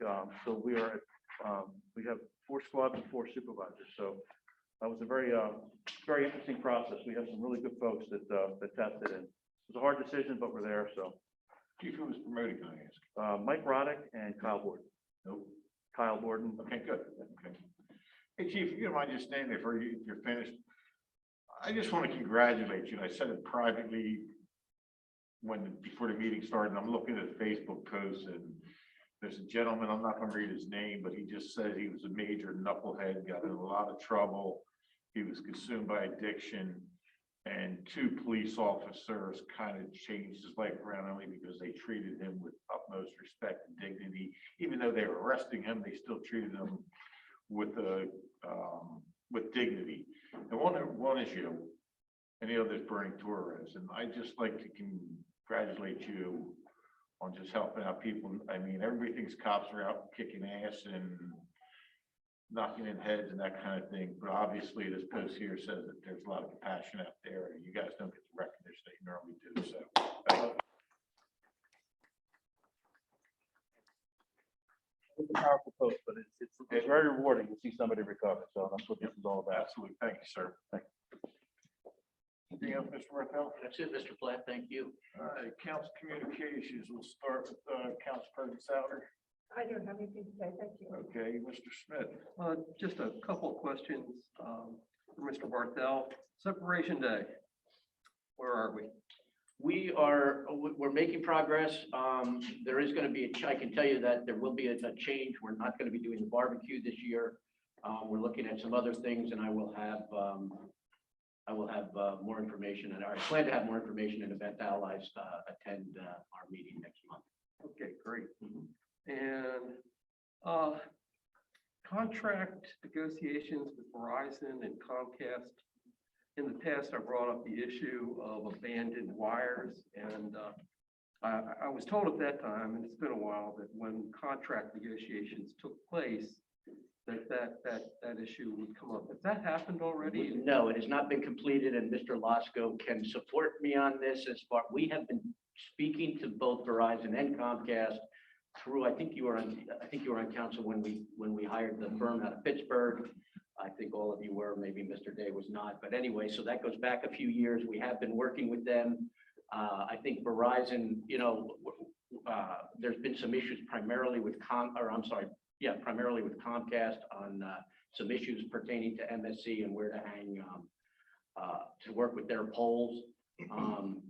But no, we have not finalized that, though we are close to finalizing it. We certainly can circle back with them again and talk to them about the issue, you're bringing to our attention. Yeah, it's a pretty big one. We got a lot of wire out there that's not being used. Mhm. And one resident, I think this might have come up last month. We just got I'm sorry, not to interrupt you, we just got another one, like, I think it was Friday or Monday. Mhm. So, and I apologize, I didn't mean to interrupt. No, it's just, she said she was told by one of their employees that they couldn't take the wire down, abandoned wire. So anyway, all right, sorry. No, that's where we are with it. Thank you, Mr. Chairman. I have several things, so sorry. Restaurant weekend, which was actually a Thursday through a Sunday. I met with 4 of our restaurants yesterday, and they said they could not have handled any more people, that reservations were sold out. For those who could take reservations, Mercury could not. And it was kind of a good thing to have people walk in and go, sorry, we can't seat you, but they were very, very pleased with Restaurant Weekend. If you were able to take advantage and go out to eat at any of them, I hope you enjoyed the menus they offered. I happen to like the lobster bisque. That was really good at Jeff's, but and it is something they do want to do next year as well. And they felt that February, when we did it, was a good time because we're kind of slow with feet on the street. In January, February, our museums aren't open and such. And next year, we hope we can get some of our businesses involved too, when people are waiting to go in the restaurants or leaving the restaurants, that our other businesses can catch some of that foot traffic as well, which I understand a couple of them did, but we would like to increase that. And I was really happy that Portofino's, which is, out of the historic area, was very pleased to join in on that as well. So it was a success, and kudos to our restaurants who made it work. Kudos to you, Oh. who did it all. National Night Out, as the chief mentioned, we did this in 2017, and it was actually really a success. And I had hoped that somebody else would pick it up, but as then councilperson Carranza said, who is now mayor, said, if you don't do it, it's not going to happen. It didn't happen, but we're bringing it back for 2022. We'll do first night out, that's August 2nd. I've spoken with the chief from Goodwill Fire Company, the police chief. I've talked to Captain Shugart. Everybody's on board with that. I've talked to the Lions, who will be coming back to cook what we offer. And we'll be meeting those groups, the police and the fire department and stuff will be meeting April to kind of get our feet on the ground on where that is. And it will need to make a request from the city for a little bit of funding for it. We're going to have to see what the costs are going to be for these things, which we did keep them down quite a bit when we did it in 2017. So one of the things that's come up a couple different times is onto a more serious thing is the flooding on Route 9. And I know that, and whoever knows this better than I can correct this, I think it's fixing the flooding on Route 9 is like on DelDOT's agenda for like 2026, 27, something like that. 26. And I reached out to Senator Poore and said, you know, I think we need to try to move that up so that it happens sooner. We're a little bit, with the railroad going through like it is, God forbid, the worst case scenario happens where the train derails and we got a flood on Route 9. I mean, that is complete worst case scenario, that a number of our exits are blocked. And, you know, Route 9 south would be a good one, but what if it's flooded? So Senator Poore spoke to Secretary Del Dot, and they're interested and will reach out to us, to myself and to Mr. Smith, and I'll let Mr. Mizell and Mr. Pratt know about meeting sometime in the next 2 or 3 weeks to see what we can do about moving that up. I already mentioned the excellent report. I would like to mention, on the topic of ARPA funding. You know, I saw an article in the paper about Lewis, who used some of their monies to put increased security cameras up throughout the city. Maybe that could be one of the items on there. And how can we use some of that money with the increase in a variety of crimes? How we can use some of that money to help support the police, perhaps, with tools or anything else that might be able to help them out. Just something to keep in mind for the future. And I think that is about all I have right now. Mr. Day? Yes, thank you. Just a few things. First, I wanted to thank the city administrator and the police department and the fire department for hosting the Attack Addiction Run. It was a very successful event. It brought a lot of people into town. I went to a few of the restaurants afterwards. They were full of the runners and walkers. And the Facebook post that Council President alluded to as was really a result of the Attack Addiction Run Walk. I thank the chief for his service. I think the Facebook post is on the city police Facebook page if anybody wants to read it. But it's a really good post, and it shows that, you know, they make a difference. I did want to mention too, I attended the restaurant week, and I think the NCCP and Valerie did a great job with that. Again, in the slow part of the economy, it brought a lot of people into the city. The restaurants were full. Seemed like everybody really enjoyed it. I did notice that the epoxy got done at the wharf, so all the fencing is up and looks good. So I wanted to, you know, just mention that. We've had several complaints about the stop sign at 3rd and Delaware, and I believe recently it's been striked out, that area right at the stop sign. So hopefully that will take care of some of the issues there. The council president and I did not get a chance to get together about the EV charging stations. We just had some work conflicts. I did go around, and I do have a report. I don't believe it's on the agenda tonight. We could do it next meeting, but I do want to say that, you know, I mean, we have been working on that. And lastly, I think it would behoove the city, and I'm more than happy to volunteer, is to meet with the State Housing Authority to see what funds are out there for us to apply for, to maybe improve our housing stock in the city. But I just wanted to bring it up. One question I had for the administrator, is there any update on the second study? I'm sorry. Is there any update on the second study for the complex? No, at this point, there is not. But I'm glad you asked, Mr. Day, because I would expect that we should be able to come back to council, hopefully sometime in maybe mid to late April, where we would be able to come back with more information regarding that study. And hopefully where you can make a decision, you know, at that point on moving forward or not. Yeah, I didn't know. I feel like the clock's ticking. That's all. Right. No, I got it. Yep, Yep. it is. Thank you. Oh, just one more ask for the city administrator. I know that the entrance to the pier is blocked at the first gate because there's damage to the left side of the pier.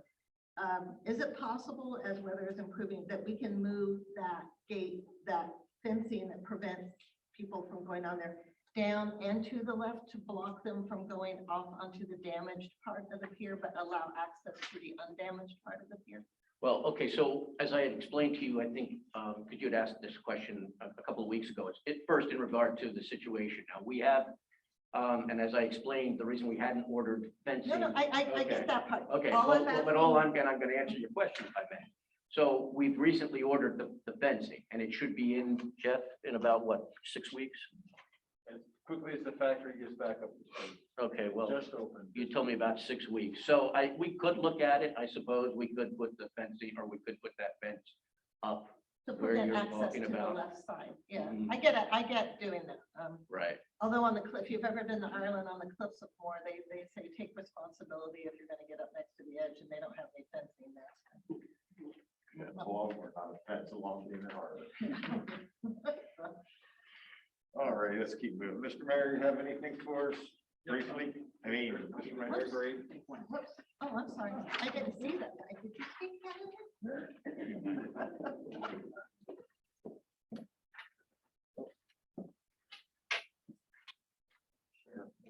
Ellen.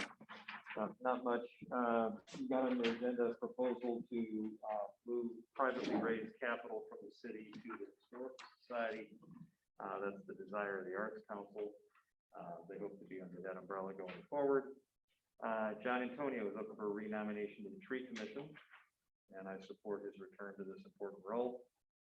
We have an Arbor Day resolution that I think is on the agenda for some point tonight. That's timely. And I'll echo what Mr. Day said about the events of the last weekend. We had a little bit of confusion. Mr. Emery here, and we had a number of things that we were trying to juggle, different events going on in the city.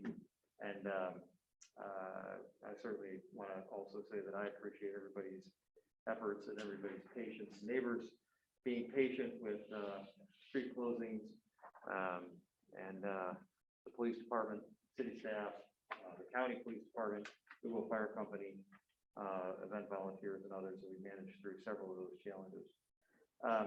But again, I do want to thank all the neighbors for being patient with street closures and some of the other, we had a few minor glitches. They weren't big, a few things that were just, we can kind of think about for next time. March 17th is St. Patrick's Day. I hope everyone goes out and has a safe time celebrating. Don't forget to spend your green in the city.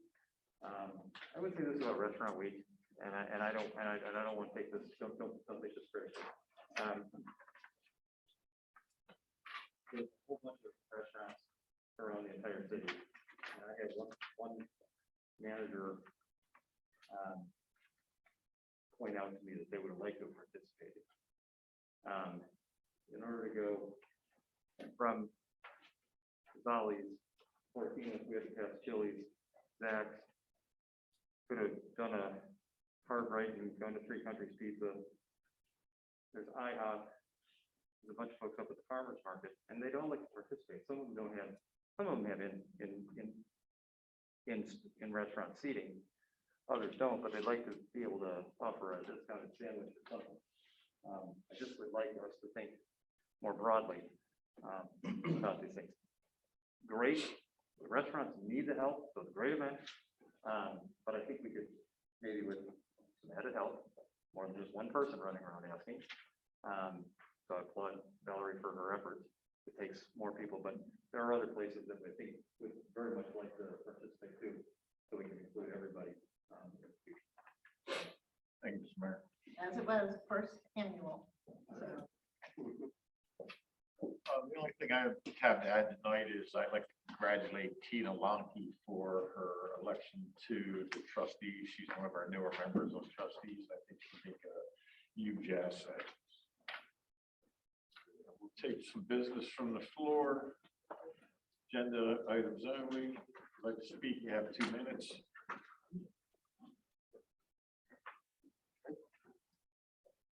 a lot. Nobody wants to make a comment? Agenda items only. All right, moving forward, we'll go to old business. We'll have a second reading of ordinance 534. okay with council, we'll do it by name only since we've already had a reading last month. I make a motion to dispense with the reading. Correct, like I said. Oh, okay. Name only. Name Name only, only. okay, oh, sorry. Name only. Okay. So moved. Do I have a second? Second reading of ordinance 534, an ordinance to amend section 230-53 and 230-57 of the city code to revive the composition of the Board of Adjustment as a citizen board, establish fines for violations of condition imposed by the Board of Adjustment, and revise requirements for special exemption granted by the Board of Adjustment. We had our comments. I don't know if there's any further discussion. That's up to you guys. If you want to take a vote on it, that's fine. I'll make a motion, we approve. Second. All in favor? Aye. I'm going to descend on that. I agree with what the mayor said, and I think we're going to open up a can of worms, but that's, body has it.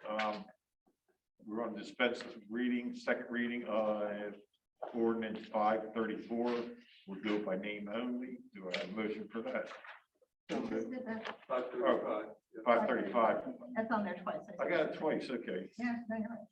535, an ordinance to amend section 213-5, 213-7 of the city code to revise certain definitions, to amend section 230-21 to clarify special exemption requirements in the downtown gateway district and remove redundant language, and to amend section 230-46 to revise site plan requirement and procedures. Motion to accept that is read. So moved. Second. All in favor? Aye. The ayes have it unanimously. Signature from there. The agenda looked a lot longer than it did.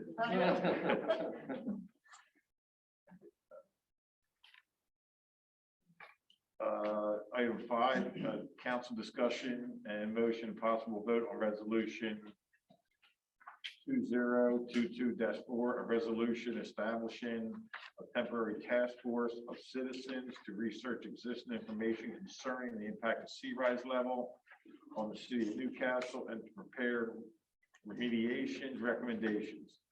Do I have a motion to read the So moved. Second.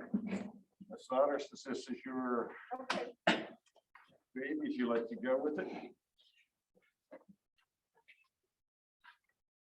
Whereas Delaware lies within a sea level rise hotspot where sea levels could rise higher and faster than elsewhere due to a combination of rising seas and sinking land.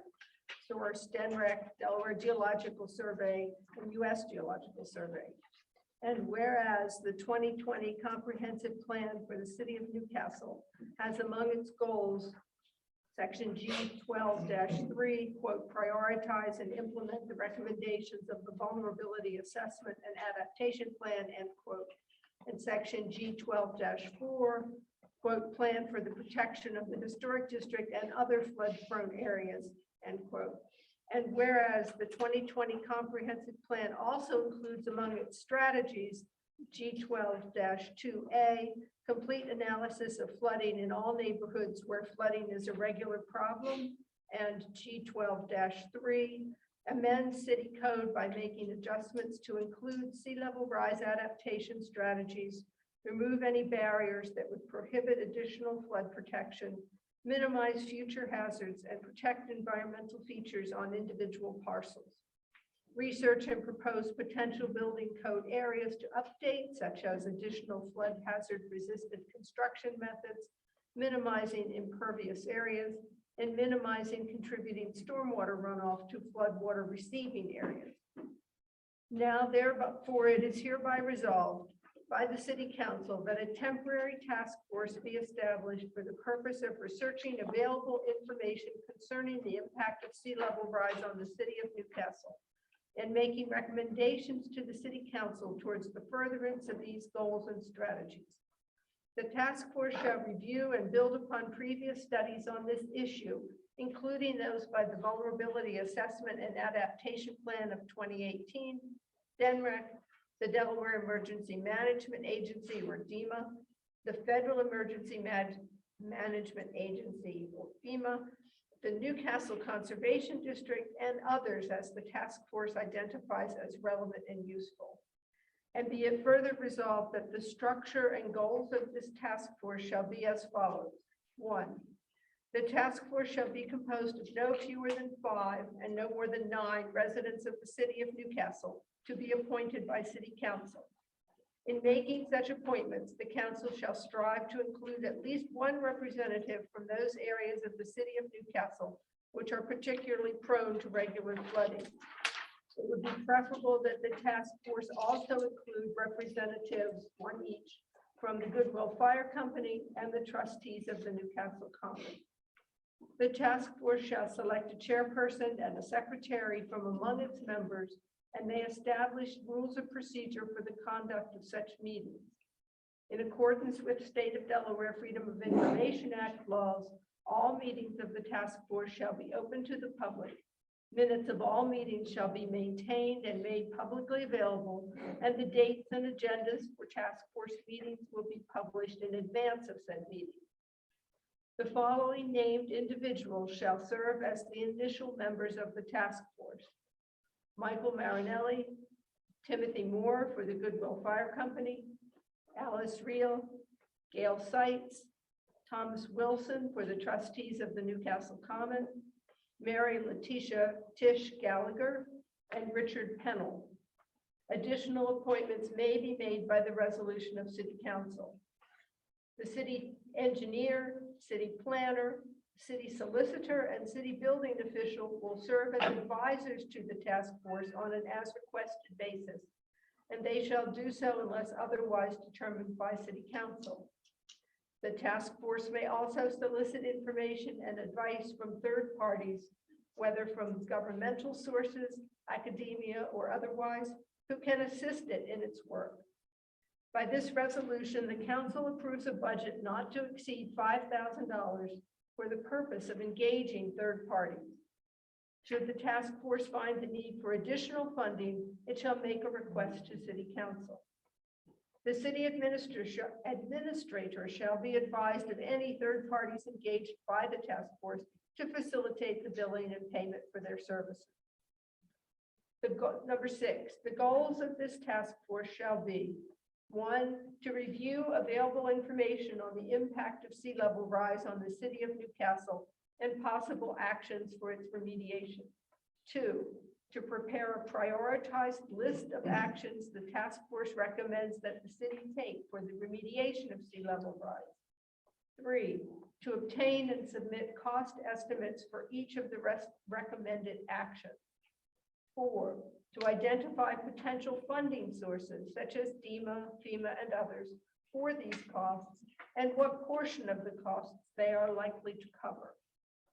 5, to prepare a list of resources for property owners who wish to take action to protect their property beyond that which the city may undertake. 6, the task force shall exist as a public body for a period ending April 30th, 2023, unless otherwise extended by City Council. A final written report of the findings and recommendations of the task force shall be submitted to City Council on or before the date the task force expires. Task force shall further submit an interim written report to the City Council 6 months after its members are appointed and as otherwise requested by City Council. Very nicely written. Very good. Any comments? Any that you comments? looked at, or just The, very good, Mr. Smith? maybe I missed it, but should a member of council be part of the commission? Well, we considered that, but this is to be a citizens commission to make recommendations to the council. Certainly, any of us can attend the meeting, and listen to what their discussions, and add our 2 cents worth in the public comment period if we choose. But the goal of this group is to be a citizens staff. Aren't you on it though? No. And I was actually surprised by that, just because, you put a lot of effort into it. I will say one thing, I want to congratulate you on this. I received actually 4 phone calls in the last 2 weeks wanting this. So, and I kind of agree with you. That's not a city council job. We're hiring these people to advise us. Our job is to make legislations and follow recommendations to the best of what's best for the city. So I mean, I applaud you for not sitting on it, thank actually. you. I plan to convene the first meeting Correct. because they have to elect their own chair. Okay. And so until they have a chair, somebody has to do it. So I'll try to get that organized in the next couple of weeks. And then once they set up, elect their chair and schedule meetings and so forth, then they're off and running on their own. Very good. No, I think it's great. Mr. Day? Yeah, I just wanted to say, I think this is timely. I think the council person, Souter, has done an excellent job trying to get representatives from all around the city. And I definitely think it's a worthwhile cause. Just one correction to this resolution. My name is spelled V-A-L-A-R-I-E. You're not named. is it? The signature line. Oh, well, sorry, I didn't type it up. That's the. I do have one question potentially for Mr. Wasco, of a minor correction in resolution item number 3. It says the task force shall select a chairperson and secretary. Since this was written, I've learned from Mr. Barthel that the city will assign a staff member to keep the minutes of the meetings. Does that mean we should strike that or just leave it in there in case we need it later? No, you leave it in there and your staff person will be your secretary. That's Okay. who you appoint. Just wanted to make sure it was still legally. I do have a vote on this. All in favor? Aye. Aye. Okay, moving right along, we're going to go to resolution 2021-5, a resolution approving transfer of funds held by the city but owned by the Arts Council of Newcastle Historic Society. Do I have a motion for the reading? So moved. Second. Mr. Mayor, if you would mind taking this one, since I think you have the most information on it. Resolution approving the transfer of funds held by the city but owned by the Arts Council to the Newcastle Historical Society. Whereas the Newcastle Arts Council is an unincorporated entity comprised of resident volunteers who supports arts and cultural events in the city of Newcastle. And whereas the Arts Council is not a tax exempt 501c3 organization, has no tax identification number, and maintains no bank account. And whereas the Arts Council has solicited donations to support the arts and cultural events, it has sponsored and has asked the city of Newcastle to hold those donations and disperse them to cover the costs related to Arts Council sponsored events. And whereas the city currently holds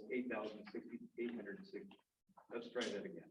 $8,863.35 of funds donated to the Arts Council and not belonging to the city. And whereas the Arts Council has requested that the Arts Council funds be transferred over to the Newcastle Historical Society, a 501c3 entity that maintains one or more bank accounts that can accept tax-deductible charitable donations. And whereas the Arts Council expects that it will continue supporting the arts and culture events in the city in coordination with the NCHS as sponsor of such events. Now therefore be it resolved that the city council hereby directs the city administrator to take all necessary action, transfer the Arts Council funds presently held by the city of Newcastle, totaling $8,863.35 to the Newcastle Historical Society.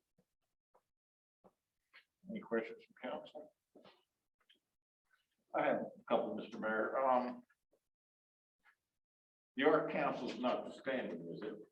It is not. So if they're still raising funds, will the funds now be directed to the Historic Society? And correct. It's a memorandum of understanding that is in the works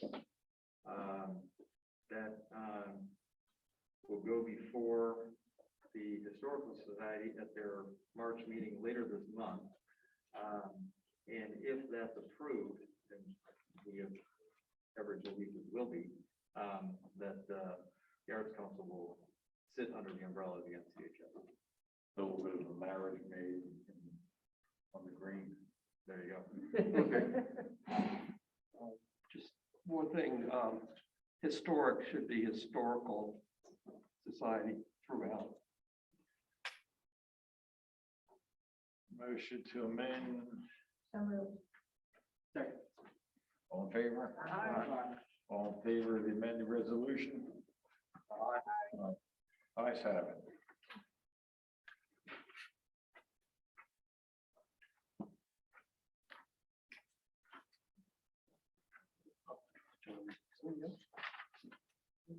have resolution 2022-7, a resolution reappointing John Antonio to the tree commission. Have a motion on that? So moved. Second.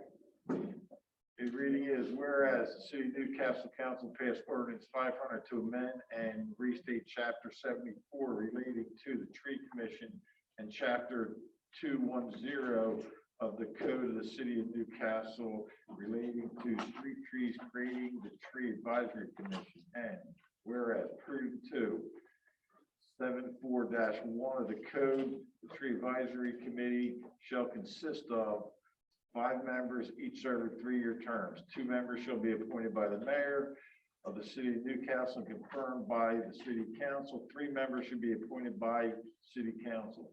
And whereas members shall be selected based on their education, experience, demonstration in the related field. Members need not be city residents. Therefore, let it be resolved that the City Council hereby approves reappointment of the following person to the Tree Advisory Committee for a 3-year term ending March 12, 2025. John Antonio, March 12, 2025, council appointment. Any questions, Mr. Antonio? I know he's done a real nice job as far as everything's done the last few years, and I highly recommend him. He needs a reappointment. Anybody else? All in favor? Aye. Aye. So moved.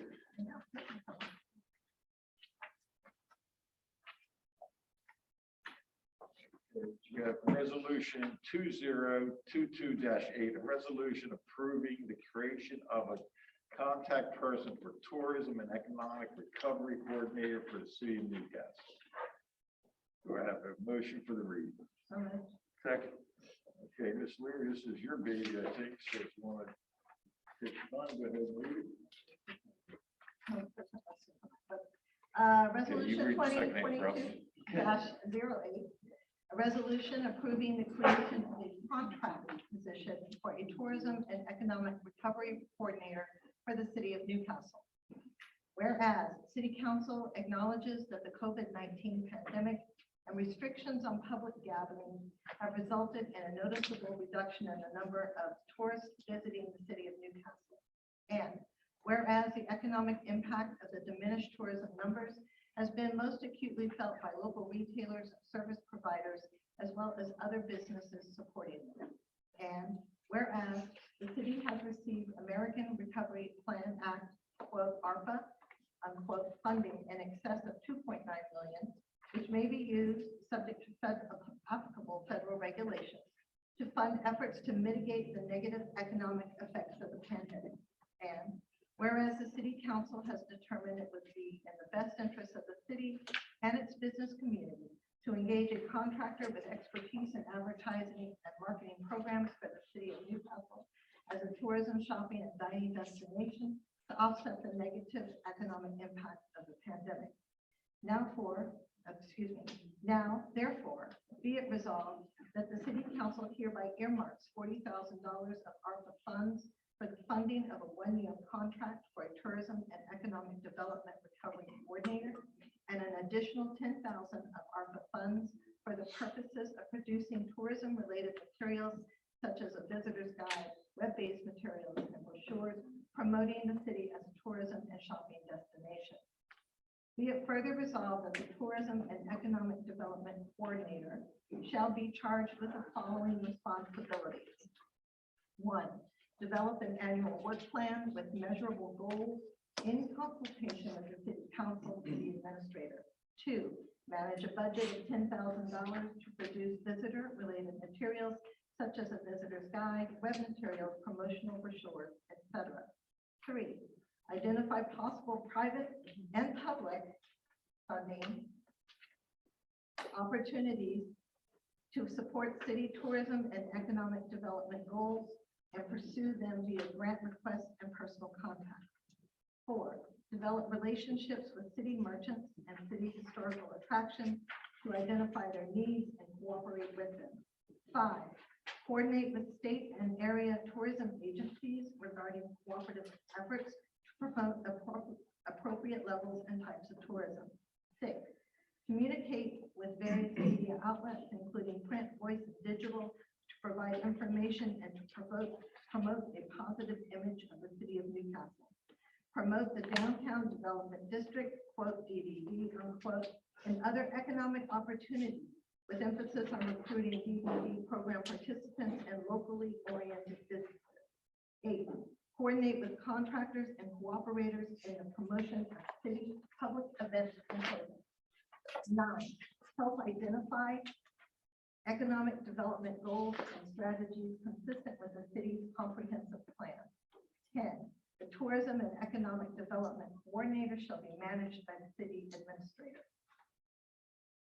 Be it further resolved that the city administrator is authorized to solicit resumes and applications of candidates for the tourism and economic recovery coordinator position and shall report back to city council with appropriate recommendations concerning such candidates. We're going to have to amend this. This is an old one. There are a couple changes in here. Number 3 is identify public, private, and public funding opportunities. And number 10, tourism and economic development contract shall be managed by the city administrator, not the coordinator. I move that, how do I read that? I move that Those two corrections. those be 2 made. corrections be made to this resolution. Second. Vote. All those in All in favor? favor? Aye. I think we started, Ms. Day, you got anything to say on this? No comment. Ms. Leary, No, I think it's pretty detailed for what it is. Mr. Smith, It is what it is. Sothers. No comment. I got quite a few things I'd like to just kind of discuss. We say that tourism and businesses were hurt in the city. We opened 4 new restaurants in the pandemic. We opened a candle shop in the pandemic. Our storefronts are full. Downtown is full. They are doing extremely well. I spoke to a restaurant owner over the weekend, and the reason they're here is because of our low electric rates, and that helps. Second, I really don't believe city money should be helping private businesses. It just shouldn't. All these private businesses receive payroll protection funds. So they were able to keep their employees working. They were able to keep their PPEs going. And, you know, so that's part of it. As far as I'm concerned, and I go out quite a bit, I walk the dog, I go to the restaurants, I talk to people. We didn't have a negative impact. If you take one restaurant, they spent a ton of money so people could eat outside. They were on top of it. They don't need government help. The worst sentence in the American language is, I'm from the government, I'm here to help. If we go down a little bit more, develop a relationship with city merchants, city historical attractions to identify their needs and cooperate with them. What does that mean? What does that mean? So we have to walk into a restaurant or a candle shop and say, what do you need? We need $10,000 from the city. Well, let us give a resolution for that and we'll be happy to give that to you. That to me is just bizarre. There are many governments that have tourism agencies, including And you know something, I agree. state, including Wilmington. I totally agree with it. I will not, you know something, you are 100% right. You are 100% right. I do want to say that the DDD is not just about Delaware Street. Do me a favor, this is our budget, Show me the money we brought in from tourism. No, I'm just saying, when you say that, Russ, I agree with that. You bring that up quite often. I'll use the city of Wilmington. City of Wilmington has parking meters. The city of Wilmington has drink tax. The city of Wilmington has hotel tax. They generate funds to fund these projects. We don't. This is on the backs of the taxpayer dollars. This is on the taxpayers from Washington Park, Dobbinsville, Ball, Van Dyke. This is not going to benefit any of us. It's not going to lower our taxes. It's not going to do one thing to help us. All we're doing is creating a position to just say, hey, let's go to new restaurants, whatever. And they don't need our help. We opened 4 restaurants in this pandemic. 4, and they're all doing well. Are they? Yes, Are they? yes, Are they? yes. Everyone I've talked to. Mhm. Coffee shop, how's that doing? I was in there on Saturday night and speaking to Dwayne, he said they're doing quite well. Oh. He said they were That's doing not the quite well. coffee shop, that's the Mercury. Okay, well, okay, that's fair, but the booth house in general is doing well. The booth house in general is doing well. Well, so. Okay, so how is the city Are going, you gonna- why is the city going to help one restaurant? My question, What? Mr. Day? Just like to make a point. I think it's a little short-sighted that we're just talking about restaurants. The mayor stood up here maybe a month or 2 ago and talked about the large employers that are in the city that really pay a lot of the electric and pay down the gas rates or That was my electric own. rates. So this isn't just about restaurants.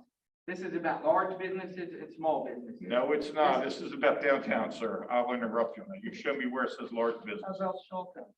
You show me where it says Well, large business. what I see here How about is, Shawtown? What? let me know what I got. The downtown development district. Hang See, on, that- hang on. Give it to Mr. Day. That's Mr. Day. What I see is economic recovery coordinator, and there's nothing that limits the size of business in here. So that economic coordinator can develop plans for large businesses. They can attract new businesses into the city, whether it's whether it's downtown or in an industrial park. But it specifically, number 7 says promote the downtown district. We have an obligation to promote that program. You didn't vote for it. We know. No, I didn't. We know, we It just know. makes rich people But- richer. It just makes rich people But richer. we voted for it. It's in place and How about the 4 townhouses in Shawtown? I think so, maybe a lot of money on them because they got nice breaks. Yeah. So when they built a $150,000 townhome, it only cost them $140,000 because taxpayer funded the other 10. So they walked away with $10,000 in their That pocket. wasn't good for Shawtown? Well, you know what, they would develop it either way. Like I said, we didn't put a nickel. We spent $2 million on Delaware Street and restaurants are coming in. They're building places. They're building candle shops. They're coming along. Come up to the corner, Chili's Chicken, not bad chicken, by the way. They're there. Zach's came in. Zach's expanded their deck. You know why they expanded their deck? Because they saw a need for it and they met their own needs. So this Okay, helps. and then my next question is, why is the city council hiring or getting involved in hiring? I just want to know, because look at our charter. Our charter does not even come close to that. Our charter and our duties and our what we're supposed to do does not even come close to this. And what does it mean? The contract will be managed by the city administrator. He writes the contract and now we hire ABC Corporation and he has no control over corporation and daily operations. He just manages the contract. Just like managing a road contract. You have. No, he doesn't manage a road contract. Mr. That's just like. Bergstrom does. Mr. Bergstrom does that. You manage, Because he's an engineer. He knows what he's doing. You don't manage contract, you manage people.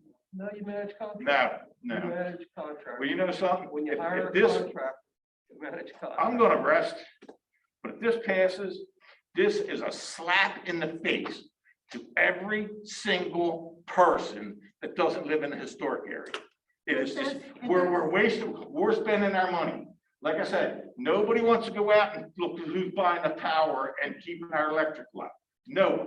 No one even takes a ride through the industrial parks.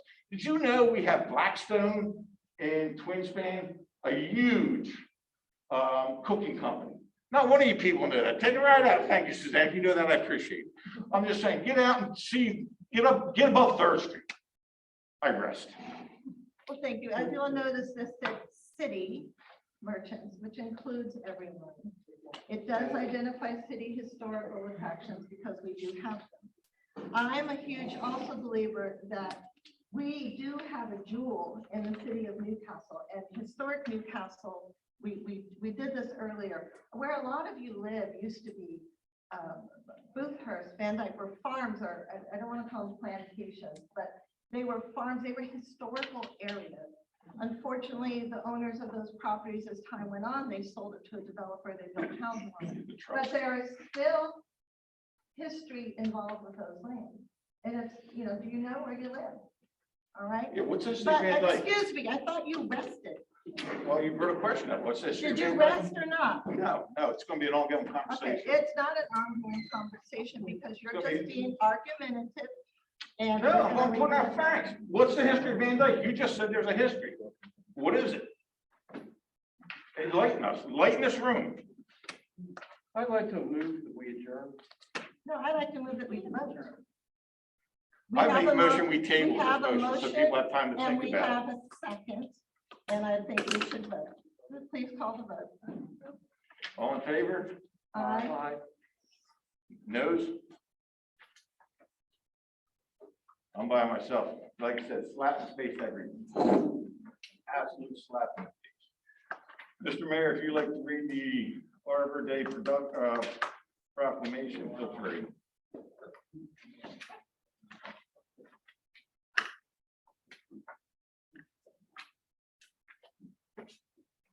What was vote, excuse me, can I have a vote for you on that? Ms. Otters? Yes. Mr. Smith? I want to vote for you, yes or no? Yes. Mr. Platt is no? Yes. Ms. Leary, Mr. Day? Yes. Okay, I just want that to be documented. Thank you. Arbor Day proclamation.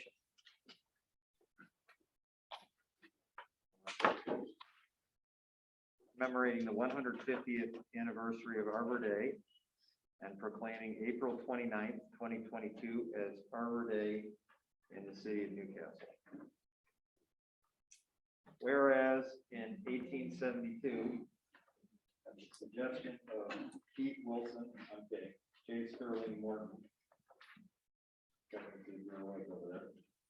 Nebraska Board of Agriculture, and use a little levity here, established a special day to be set aside for the planting of trees, and whereas this holiday called Arbor Day was first observed on April 10, 1872, with the planting of more than 1 million trees in Nebraska. And whereas Arbor Day is now observed throughout the nation and the world, and whereas trees can be a solution to combat climate change by reducing the erosion of our precious topsoil by wind and water, cutting heating and cooling costs, moderating the temperature, cleaning the air, producing life-giving oxygen, and providing habitat for wildlife. And whereas trees are a renewable resource, giving us paper, wood for our homes, fuel for our fires, and countless other wood products. And whereas trees in our city increase property values, enhance the economic vitality of business areas, and beautify our community. And whereas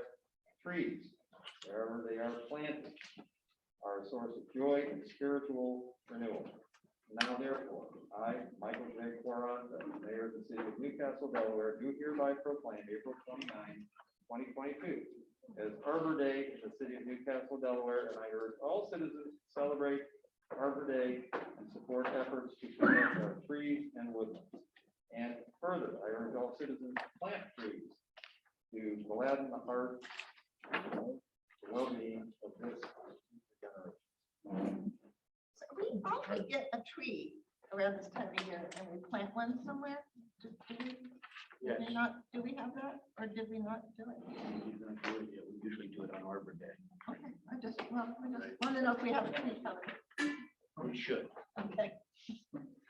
We have a tree coming. We're going to take comments from the floor on anything that anybody likes to talk about. Since the agenda was so long tonight, I will extend the time to 5 minutes. Thank you. You're welcome, Mr. You're all right, man. 5 minutes. You the bad baby. I don't want to listen to you 5 minutes. I'm just trying to be nice. Oh, sit back and play with your phone. Ain't that way you can take the paper? Just kidding, Mike. Blaze away, sir. Please identify yourself. Victor Bryson, 604 Clark Street, Dalvinsville. Thank you. As you all know, I read all the newspapers, I read all Mr. Burke's columns and all, and I read some of his little comments he puts in. First of all, I want to tell council that this is the first time in a long time that I can actually say that I'm proud of our council. You guys have taken on a main issue that I brought up to council 4 years ago about the Board of Adjustment, and I was pretty much laughed out of the room. I'm proud of you guys for doing what you did. It breaks a lot of bullshit up. Secondly, I did not mean any harm towards the police chief when I said selective prosecution in the city of Newcastle. The selective prosecution doesn't come from the chief of police. It comes from high-profile people within this community that continue to carry themselves in disrespectful manners when they're drinking. And the reason I'm here is because of our Halloween party. And I want you all to listen to me real careful. The chief knows that this has been an ongoing problem since our election at the forum at the Newcastle Middle School. There's been incidents that happened that I call bullying. And I'm asking members of council to get this bullying under control and get it under control now. Because this said person carried this same sort of, the way he carries on to our Halloween party. Now, because he's been bullied for 3 to 4 years, what I want you to think about, we're at a Halloween party. We've got hundreds of kids on the street. How about if that little nudge was the final straw and he pulled a 45 out and now we got dead kids on the street? Whose fault would it be? Some of you know what I'm talking about, okay? Some of you don't. I don't think any charges are warranted. I think censoring is warranted. And I will be having the same conversation with the trustee of Newcastle Commons. You guys are doing a great job turning the city around. Let's fix the whole city instead of just some of it. This bullying has to stop, and it has to stop now. You have people out there that are starting to begin to think that our chief is not doing his job. We have the finest police department that we've ever had. My selective prosecution may have been written wrong, but I think a lot of people know what I'm talking about. And it's got to come to a stop, and it's got to come to a stop now because of what took place at our Halloween party. I won't go into details, but what I'm talking about, there is a witness that is a prominent person, well respected in this town, that was inches from the incident and can testify to it. This has to stop. I'm not going against my police department. I am pro-cop and don't care who likes it. I'll protect my cops until the day the Lord takes me home. But we've been through 3 police chiefs in the last decade. I will not watch this one get ruined. It won't happen. The high-profile figures that carry themselves disrespectfully behind closed doors have to be censored. And I'm asking council to look into what I'm talking about. This cannot continue, and it's not going to continue. I have no problem with my police department, none at all. Now, a lot of people know what I'm talking about. It's got to stop. Thank you. Thank you. Anyone else?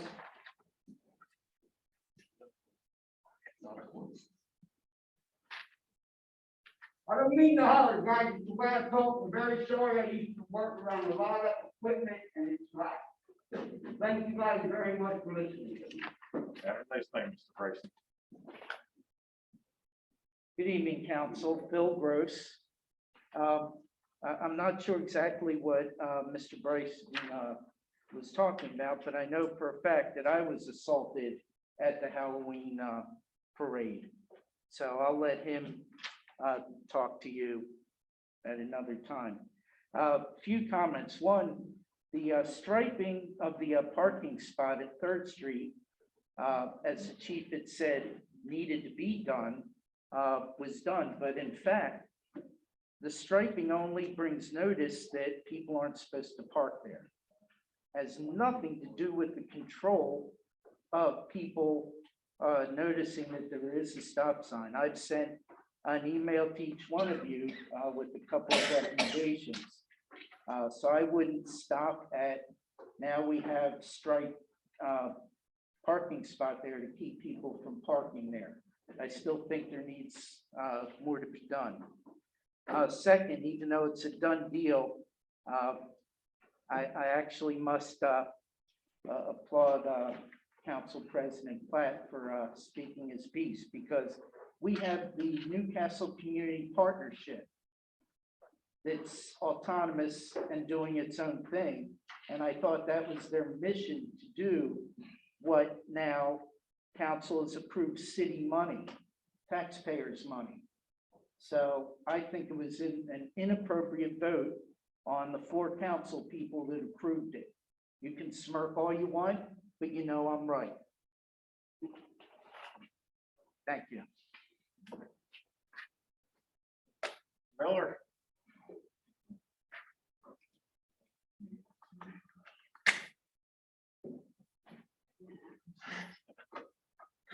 Yeah, Rob Miller, East Third Street. I just had a question really to ask about the Board of Adjustments. I haven't really, paid a whole lot of attention to the situation, the ordinance that they just passed, but listening to the, to the controversy about it, I don't know exactly how, I've never been to one of their meetings. I never had any reason, to go before them. Maybe I should go to some of the meetings, but anyway, I served on a combination planning and zoning board for 4 years in the town I'm from in Salem. So, I know a little bit about this stuff, but it's wrong of me to not have paid more attention, to this, I think, all this time. But what I wanted to know is, and maybe this would, if you don't have this as a rule, I would think that you do, hopefully you do.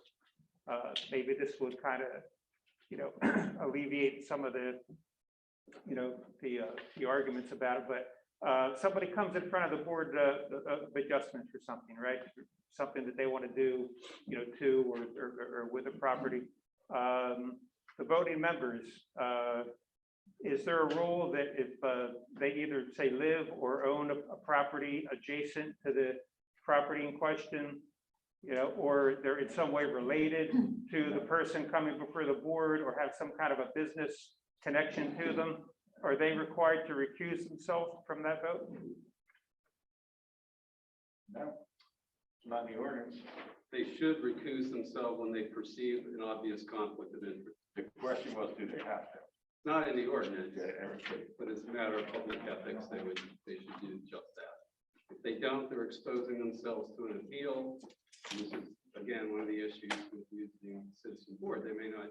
Right. This is something I'm very attuned to. There've been at least 2 occasions I can recall over the past decade where I had to recuse myself because a former client was appearing. Whether or not residents recognize it, raise it, so I can give them counsel, I don't know. We'll have to see how that plays out.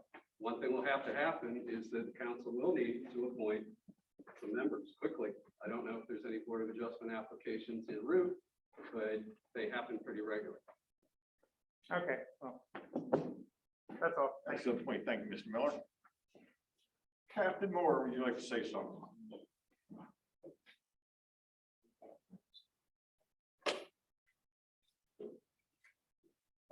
Tim Moore, Google for our company. Good evening, everyone. Just want to talk about a couple things that has been happening. Citizens and all may be seeing some activity with the fire company out and about in different areas of the city of Newcastle, whether it be the inner cities or whether it be the outskirts cities, whether it be with our engine, our ladder, taking advantage of these nice days, walking along, the river there, seeing our boats out. That doesn't necessarily mean that we're out on an incident. We're doing a lot of training, just getting out, taking advantage of, some of these nice days and this crazy, type weather that we're having. So we just want to encourage any citizens that, if their curiosity is wanting to get the best of them and they want to ask questions, feel free, come up to, one of the, personnel that are, involved in the training, ask a question. And that way, we're able to open up that, that dialogue and all, and help educate on what it is that we're doing, and all.